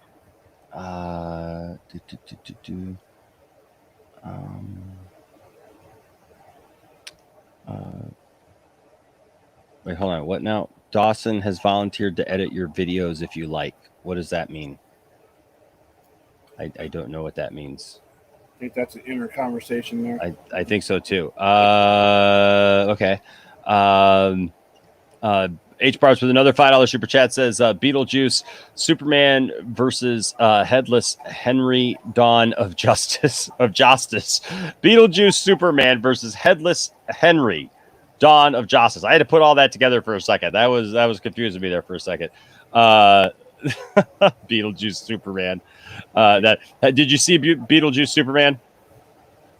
Did you see the Beetlejuice Superman that I showed? I've been joking about Superman, in the suit in Superman and Lois, right? So on Superman and Lois, we all talk about how the muscle suit has just gotten a little bit crazy, and here's the original suit right here, that we all talk about, but what they've done with it now is just absolutely ridiculous. Oh, geez. It's Beetlejuice Superman is what it is. Yeah, that's why I like Shazam's new suit. It's a little bit less ridiculous. Yeah, no, By the way, guys, Shazam is a very, very dark character. Don't be fooled by that first movie. There are directions they can take Shazam that are very dark that they did in the 40s. I mean, like I said, a lot of people, these guys, because they're really expensive, but a lot of those guys don't go back and read some of the stuff that came around during the World War II. And if you want a realistic place where Shazam could go, or I would love to see them take the character, Kingdom Come, where he has the brain worm and he's being mind controlled. And you see what kind of how devastating that character can become when he's not in control. And they set that up with Dr. Mr. Mind in there. They could really go in that direction if they wanted to. But Shazam's a very dark color, shown in a lighter tone, but there's a lot of darkness in that movie too. But that is written into the genesis of DC's characters, period. Especially the ones that are in the 40s. This is true. I feel like H Barts has pretty much bought about a 70% stake, and I think he pretty much owns Matt Jarbo at this point. Yeah, he was on Matt Jarbo. Funding for this stream has been brought to you by Kermit the H Barts. Let's see, there's more here. I just want to make sure I wasn't skipping anybody here. Yeah, Marvel and DC cannot be the same. I don't think they should be. Yeah, Bad Dude Vince says, I think when people say make it like Marvel, they are talking about the structure and the cinematic universe, not really the content itself. But you'd be surprised, Bad Dude Vince. People want there are people who want literally them to follow the tone. And look, I agree that they needed somebody who can lead it. But what does that mean? Because we had somebody who could lead it, but Warner Brothers didn't want to relinquish control of it at that point, and they were constantly trying to come in and change everything, and they didn't follow they didn't stick with the plan. Literally, because the first two movies didn't make $1 billion, they got antsy. Well, I'm sorry to tell you this, but guess what? That Incredible Hulk movie, most people don't even know that it's part of the MCU. Other people don't care about that movie, and those first few movies, nothing made $1 billion. Okay, so Iron Man made $585 million. That was what was considered to be the first movie of the MCU, and it wasn't a target. They escalated up to that, but once again, they did it without legacy characters. When you're talking about DC making $1 billion, you're talking about having to spend years convincing somebody to let go of Christian Bale's Batman enough, not forever, enough to where you could accept a Ben Affleck Batman. You're telling people to let go of Christopher Reeve's Superman enough, not forever, to the point where you can accept the Henry Cavill. So you're fighting that battle because you're talking about 85-year-old characters. So it's going to take you a little bit longer to get that, but you would have gotten that way. They weren't smart enough to understand that they were going to get hit with that from the get-go. And how can you be in the corner office of a company and be that stupid to not know that you're going to have to fight a wave of legacy, but you got to fight through that. You got to fight through that. If you're going to do this, you got to fight through it, unless you want to just CGI Christopher Reeve's face on every Superman you do. And you're not going to do that. So, like I said, they had to learn that. They had to learn that the hard way. And like I said, that is something, once again, that is not something that Marvel hasn't had to deal with yet.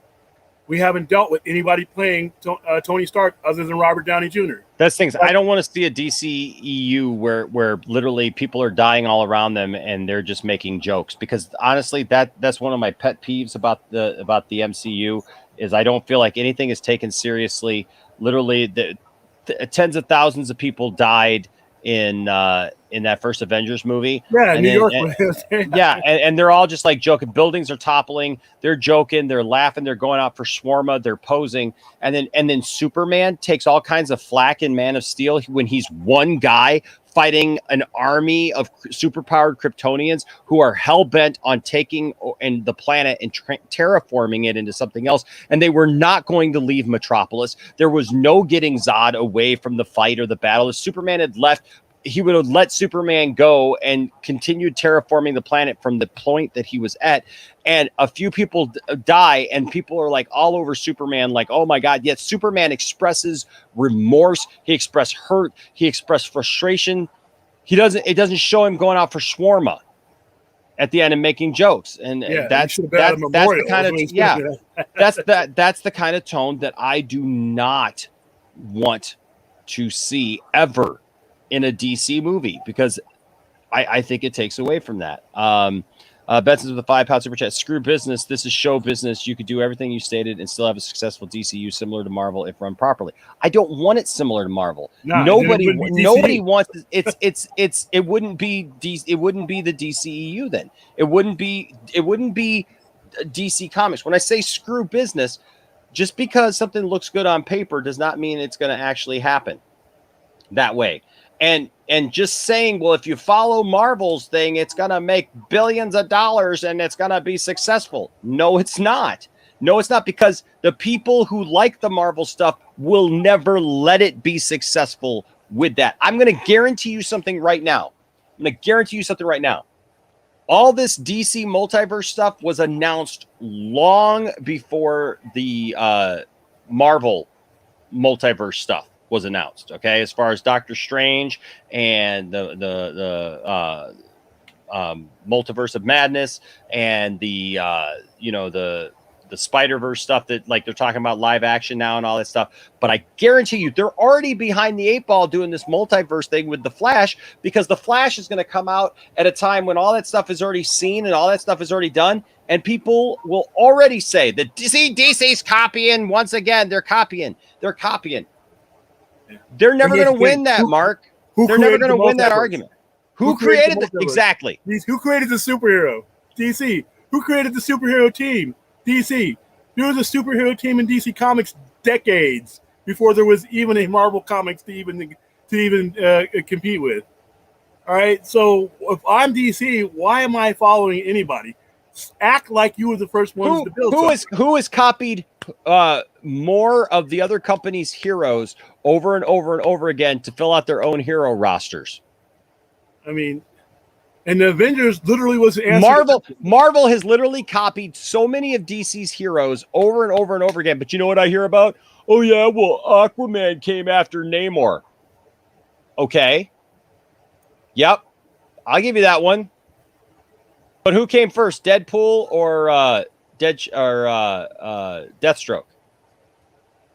Because Deadpool was a direct result of trying to make a new version of Deathstroke. Slade Wilson, Wade Wilson, similar and he wasn't costumes. that funny when he first came out.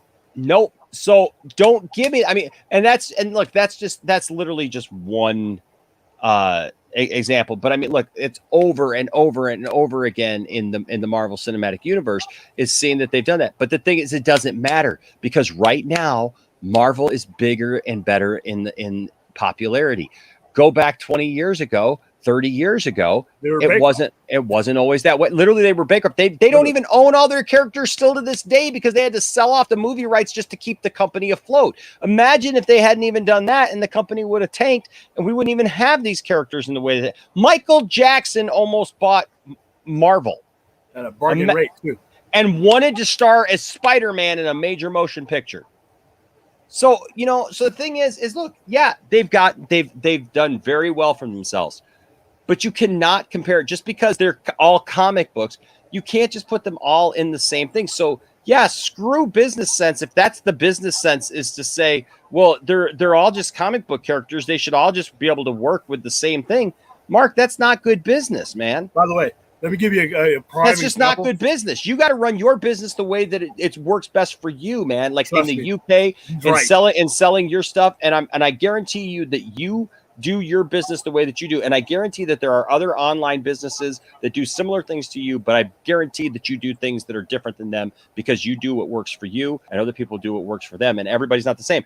Look, there's different YouTube channels, right? Doesn't mean every YouTube channel needs to be the same because everybody covers different things. Everybody has different focuses. Everybody has different ideas and things.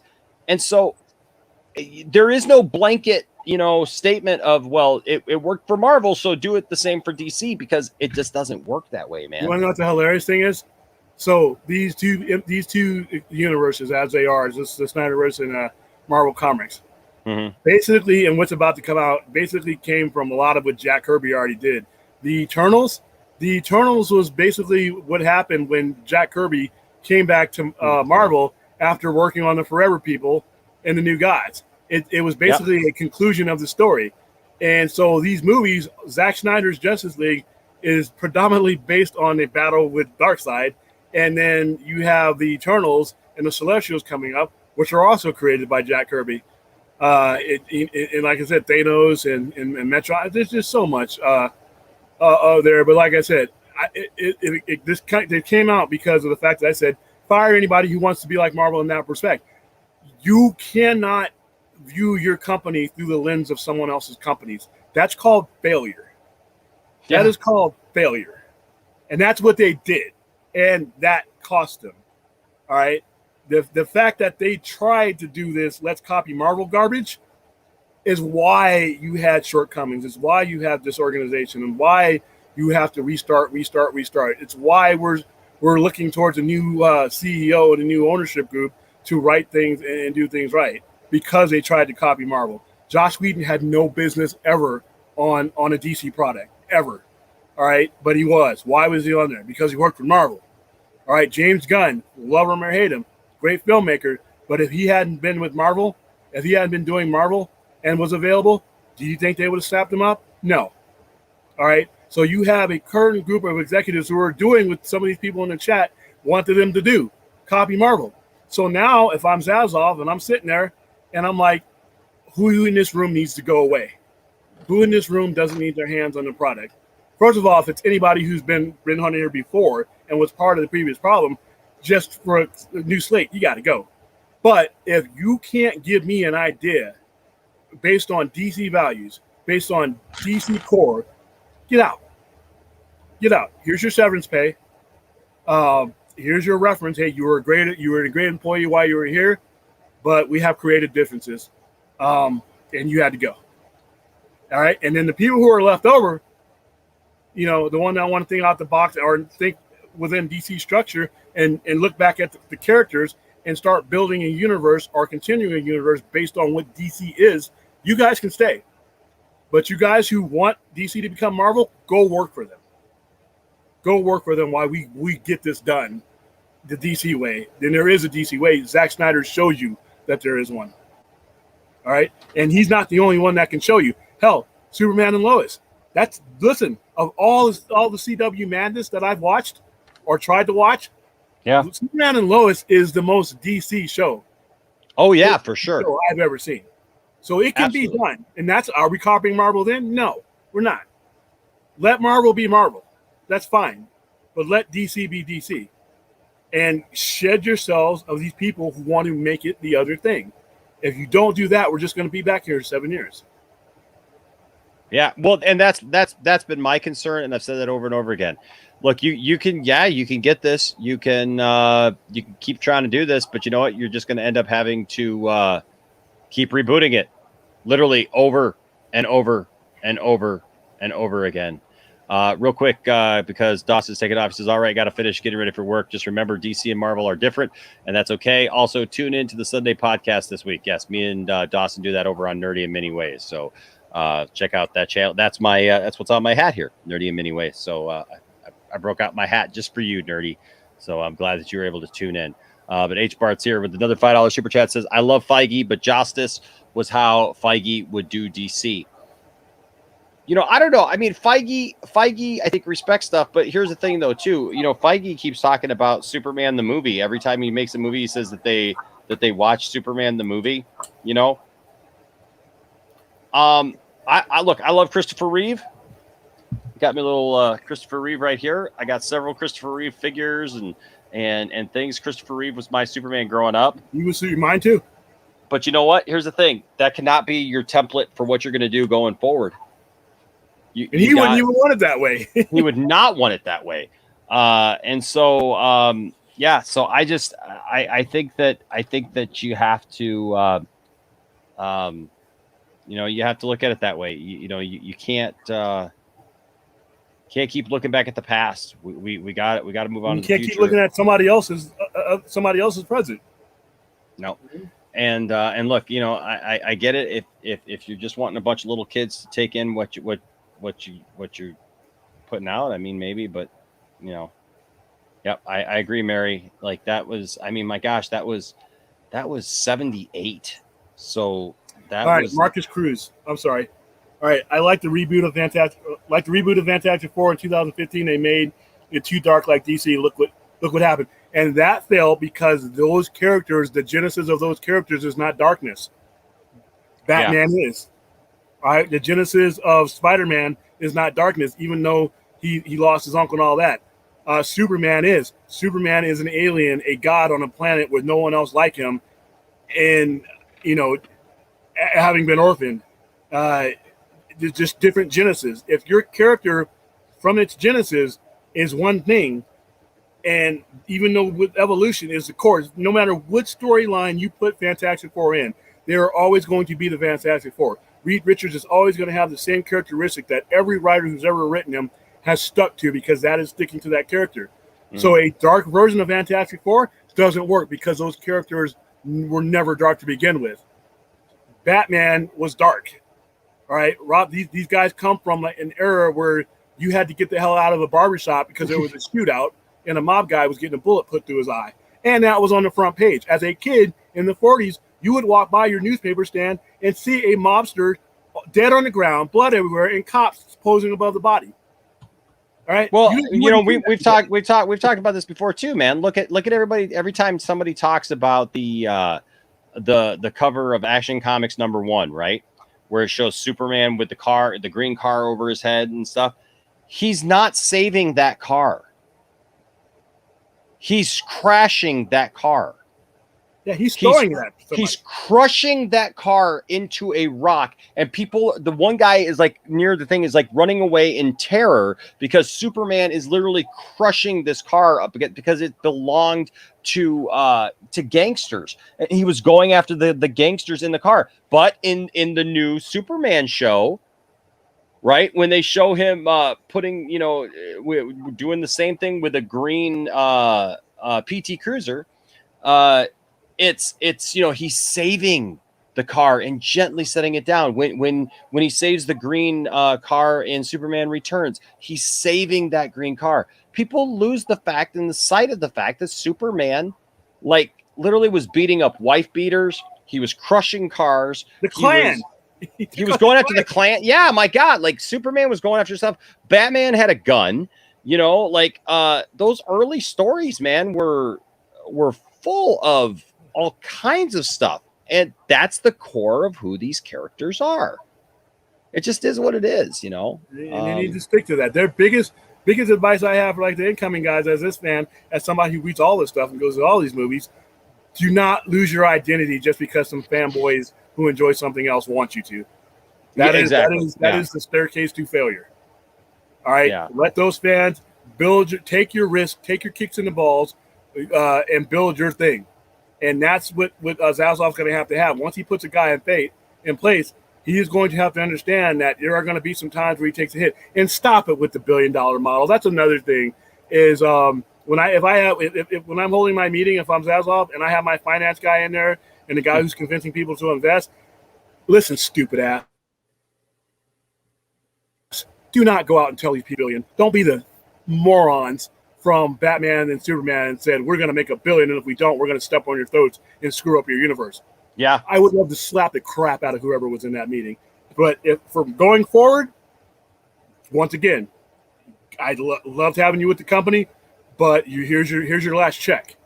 Do not spread that BS that every movie, just because it has Superman's S or Batman's bat on it, is going to make $1 billion, especially if we're starting with a new Batman, especially if we're starting with a new Superman, especially if we're starting with, we have people who hold on to these characters with a death grip.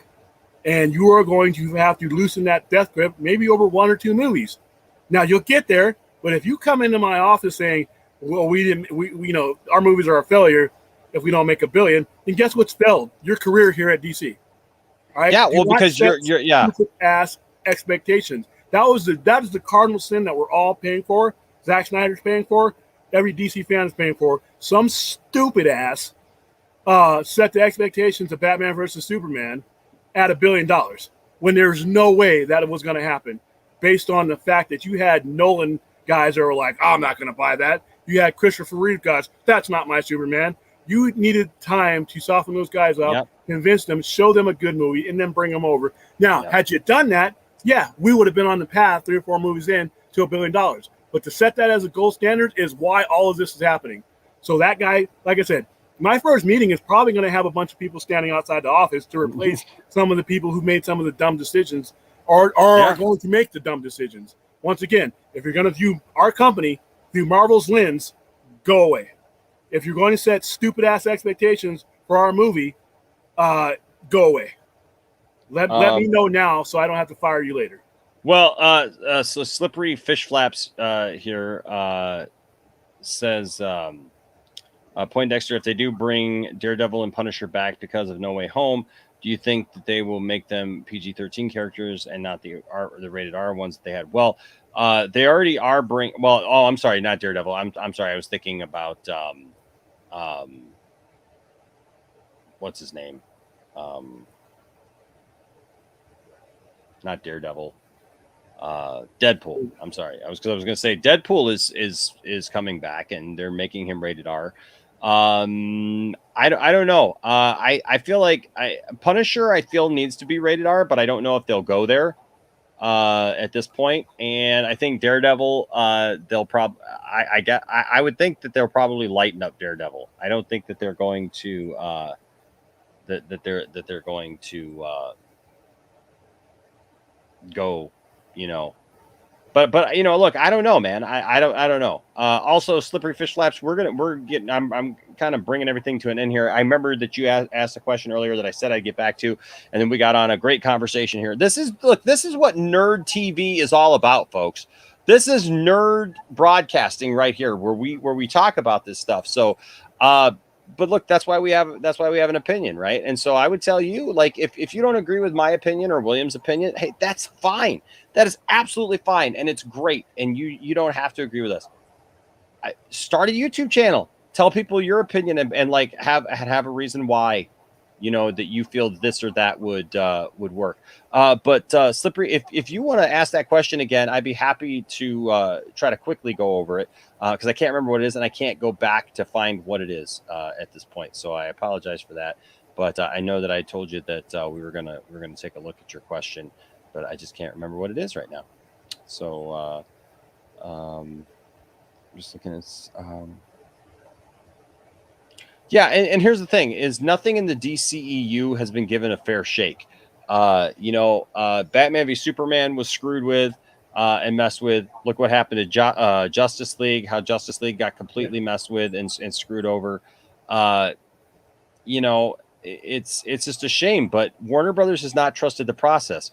The one thing that Feige has had going for him with Disney is Disney has let Feige take the reins, and they've trusted Feige to do the job.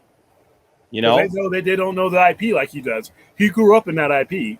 He's been in that IP in the Marvel IP since the early 2000s. Back in he's been part of the production of a lot of movies that are not even MCU movies. So good executives are like, wow, that guy knows what he's doing. Yeah. Call us if you need us.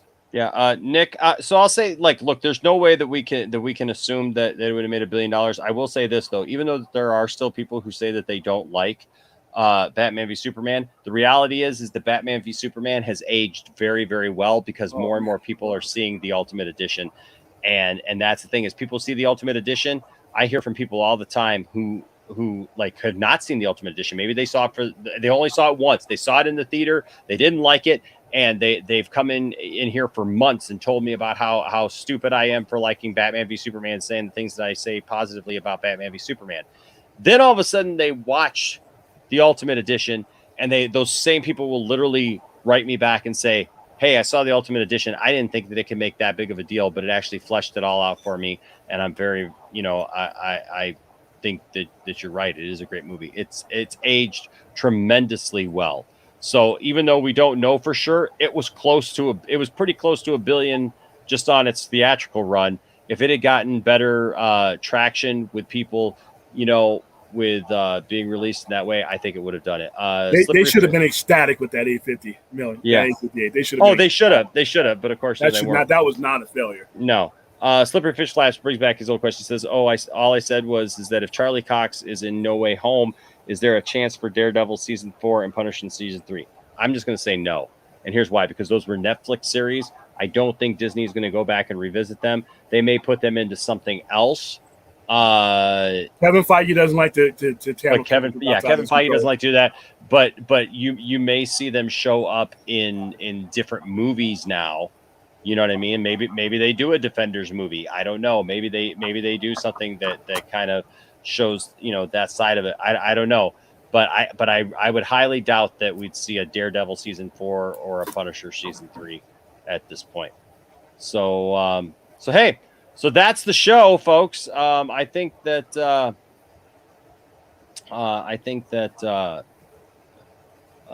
Blade is supposed to come out before Deadpool 3, and it's going to be PG-13. I think that's a big mistake. I think making Blade a PG-13 movie. I mean, it's literally about vampires. I don't understand why you do that. But again, Yeah, Nick, I hear you. I have a friend literally who just this week tried to tell me that they think Batman v Superman is one of the worst movies that's ever. My trigger point. That's my trigger point. I get it. It's a trigger point for me too, because this guy's a friend of mine. This guy's a friend of mine. I'm a musician. I played a show with him on Friday night. He's a bass player, and we got together and we played this show and stuff, and we were having fun. And then we were getting ready to say goodnight. It's like 2 a.m.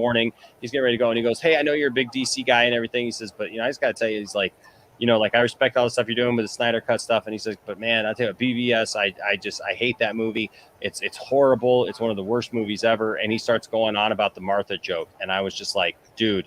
And I literally spent 20 minutes going round and round with him about the Martha thing, and I'm just like, "Look, you just don't get it.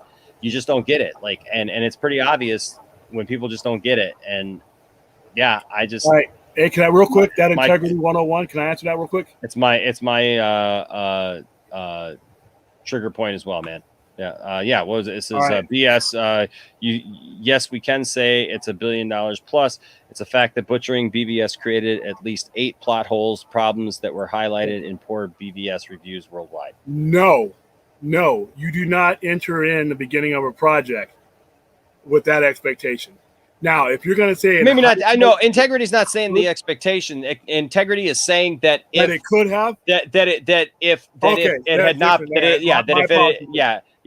not been butchered the way it was, that it would have, because it would have had the plot holes and the problems that were highlighted by the bad reviews. My contention is that the people making the movie and the production crew and the executives should have never set that as an expectation. Now, if we as fans and people who enjoy the quality of the movie, and this person here thinks that it could have and should have, that's one thing. But you have to know where you're at with your fans. You have to know where you're at with your legacies, with your trilogies, with your franchises. You have to know where you're at and make an expectation based on that. And when you're talking about Nolan's first Batman movie did not make $1 billion. The second one was made a lot of money based on a all-time great performance by Heath Ledger. All right, and then the third one carried on to that. But you can in no way, shape, or form come in there and put that kind of pressure on a brand new Batman, a brand new Superman, and make heads roll and screw things up.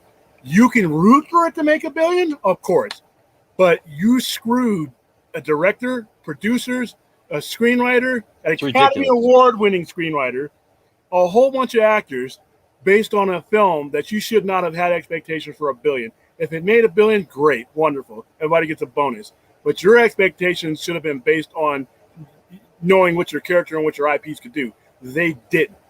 Yeah. Okay. And it tells you that they don't, because guess what? If 800, like we said, 858 million was not, Shazam should have got people fired, but it didn't. Got a sequel. So no, yes, we as fans in hindsight can say it's $1 billion, but the executives putting that movie together should not have had that expectation. And if they continue to have those type of expectations, they're going to have a problem, because no one told you to spend $250 million on a movie so that you squeezed yourself into a budget challenge, right? Nobody told you to make a dumbass expectation of $1 billion when you didn't know how the audience would perceive these characters. That's their fault. Yeah. So I'm sorry, but like I said, I still fire those guys. What's up, Andrew? Hey, man, I want to give you a shout out because I haven't pulled up one of your comments yet. It says, I'm afraid No Way Home will treat Tobey Maguire's Spider-Man like crap, disrespect his character. I don't think it will. I think it'll, if he is in that movie, I think that it'll respect it. I don't think you got anything to worry about that with that, man. Nick here, I do want to point out something. It says, I love BVS, but it's not a flawless movie, and I think it has its valid criticisms. The thing is, people don't want to accept any criticism about it. I agree with that, although I will say this. I just saw the Ultimate Edition in the theater at BVS Comes Home here in Detroit, and I took my sons to see it, and my son Landon came out of it, and his favorite movie before had been Man of Steel, and he's seen the Ultimate Edition many times, and he came out of seeing it in the theater, and he goes, Dad, I don't understand why people hate on this movie. This is a 16-year-old kid. He's a smart kid, and he's just like, Dad, it's all right there. Like, how can you and he even told me, because he likes the Marvel movies too. Don't get me wrong. He likes Marvel movies. He's in that demographic, but he said, Dad, there is something about these DC movies. He says, they're smart. He says, after I come out of a DC movie, I feel like I'm smarter. I feel like I've learned something, not just about these characters, but about life. He says, I feel like I've learned like real lessons about stuff. He says, I come out of a Marvel movie and it's like, okay, that was fun, and I saw a bunch of stuff, but I don't really feel that I learned anything. He said, I feel like I've gained some kind of, smart, some wisdom, coming out of those movies. And I gotta agree. I mean, that's how I feel with those two, but that's the 3 hour version. I'm sorry to interrupt. The 3 hour version of the releasing the Ultimate Cut at first before anything else, I don't think that would have made a difference. People weren't turned on to these perceptions of these characters yet. They did not go see Batman versus Superman because of the quality or of the movie. Unfortunately, that's just the way it was. People didn't go see this movie because they weren't going to let go of what they hold as their Superman and Batman yet. They just weren't going to do it. 3 hour version, 4 hour version, they just were not going to let go. I still got posters from these movies that we helped marketing them. And we would hold big screenings and we would do sensing sessions about what did you think of these movies, or what are you most looking forward to these movies? And the overwhelming wall we ran into was the fact that, this is not my Superman. It seems so this, seems so that. These are people who we were going to give free tickets to go see these movies, and they weren't going to see them based on the fact that they could not let go of their movie. I talk to these people 6-7 years later, because we still promote Warner Brothers movies, and we still have some of the same people. Now they've seen Zack Snyder's Justice League. Now they've gone on the same damn streaming service and seen BVS. Now they're ready. They are ready to embrace this. They needed time. But it's people with a lack of vision for what was coming next. Like they couldn't see the forest for the trees. So I mean, and look, I think somebody said it earlier. Like we were talking about, like what a Justice League 2 would be, right? Well, Zack Snyder said that it would mostly take place in the nightmare sequence. You don't need $200 million to film something that literally you filmed a big segment for in your driveway. And the desert, hey, you can come out to Vegas and shoot the apocalypse scenes. That's what I'm saying, man. Like you can do it. You can do it. So, but if you did need that $500 million, somebody else is out there with it. Somebody's out there. Yep. Keely Chow says, "Thank you for a great show." Thank you, Keely, for being here. Thank you to everyone who is here. Bradley says, "Great stream tonight, Enosh." Thank you. You know what? I'm glad this tonight was a little bit more of an intimate stream, and I like that because it's been a while since we've done that with just a couple of people. I mean, I was by myself for a while. Matt Jarbo came in, brought some craziness to it, and William, thank you, man, for coming in and making the last half of this show just something really good, because I always love your takes, and you and I are pretty much always on fun to be. I wish I could be on more lately, but like I said, I'm working on something, and then once it's done, well, you made the right one, man. You made the right one. So yeah. So we're Jimmy. We all got to get to bed. It's about 4:50 in the morning here where I am. I started a little late because I started at 1 a.m. tonight instead of midnight. But I wanted to spend some time with my wife because she's been recovering. So thanks again to everybody for your love and support of my wife and me, and your prayers and your concerns and your well wishes and everything. Thanks to everyone, like I said again, who supports the channel, whether you're a patron or a member of the channel. Really appreciate all you guys.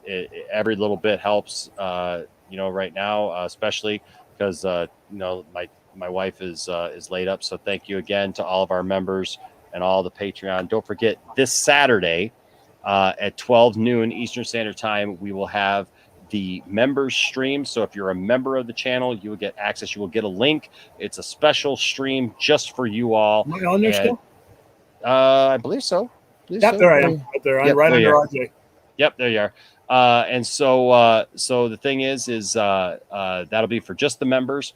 That'll be from 12 noon to 1 p.m. Eastern Standard Time. And then at 1:15 p.m. Eastern Standard Time, we will have for the patrons. So remember, you can become a patron for $1. You become a member for $2, or you can look at all the other things that are there and see, if there's something else you want to do. But hey, that's that. And also to everyone who gives super chats throughout the night, thank you guys so much. It means a lot. Like I said, especially right now with my wife being off and everything, it helps, and I definitely appreciate it. And don't forget, tomorrow night, our good friend Benson's Mark, who was in here telling us how much everything stinks, he really actually loves everybody, and so he donated this, sent this Robin figure from Robin Death of the Family. It's the Joker Robin there.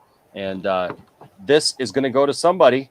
Why not one of you? All you got to do to qualify is to give a super chat at any time between today and tomorrow. We'll give this away tomorrow night. But a super chat or become a member or a patron. And this bad boy is going out to someone. So there you go. Yes, Ryan, we're gonna do this Shakespeare Star Wars thing. So I just got to put together a team, and we will do that. Yeah, I'm glad you guys enjoyed the stream tonight. Thank you, Stella. Thank you, everyone. Thank you, Paul. Thank you to all of our wonderful people in the chat. Appreciate all of you guys. Thank you to Geek Studios, always in there, thanking people as they give super chats and everything. Really, really appreciate everyone who makes the Poindexter Lounge a special place. And I hope that you all look at the Poindexter Lounge as really a place for nerds. It's a place where we can have these conversations. And, I had somebody tell me today, William, and it really meant a lot to me, that they said what they really loved about the Poindexter Lounge was we have these great nerd conversations. We can debate things all day. And I actually was told this by two different people, that they felt like even if we don't, agree with everything, that they're still treated with respect, and they still feel that they're cared about. And I was told one about that by a guy who doesn't even like the Snyder Cut, right? Was like, I don't like the Snyder Cut at all, but I appreciate your passion for it, and I appreciate the fact that you've treated me with respect. And then another was Justin Proper, who was just in here earlier. I mean, he's been associated before with the Fandom Menace. And God knows we go after that group enough here, on the channel and stuff. And he was just on last night with us, and and he messaged me even today, and he even put it in the chat here tonight, talking about how he really felt he really appreciated being welcomed. He appreciated being a part of it. And look, that's what we're about, guys. So I hope that y'all feel that, and I hope that y'all recognize that. So like I always say, well, first of all, thank you to William. Thank you, William. Appreciate you, man. And your wisdom. And look, I'm just going to say this. # restore the Snyderverse. It's coming, guys. It's coming. Just keep your patience for sure.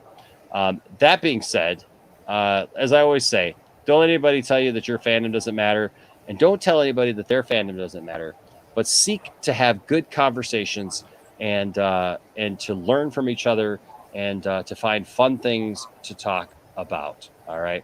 And look, I'll be here when the day is new, and I'll have things to share with you, and you'll have things you'll want to talk about. I will too. Thanks for being a good neighbor. And thanks for not being Toby Emmerich. So we're going to go out the same way that we came in today. This little thing, check me and Dawson out on Sundays over on Nerdy in Many Ways for the Sunday podcast. This is a little something we put together for that. We will see you next time. Stay nerdy.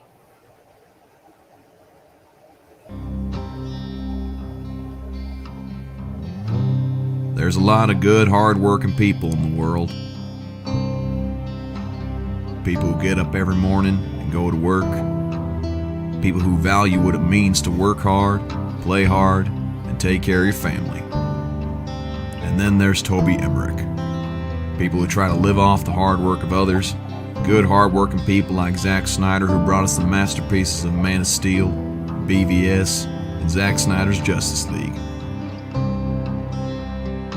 Something that people like Toby Emmerich don't understand and fought hard to keep us from seeing. But when you're working hard this summer, just remember that somewhere Toby Emmerich is sitting next to a pool with a cool drink, making money off the backs of hard-working folks and continuing his battle to keep people like you and me silent.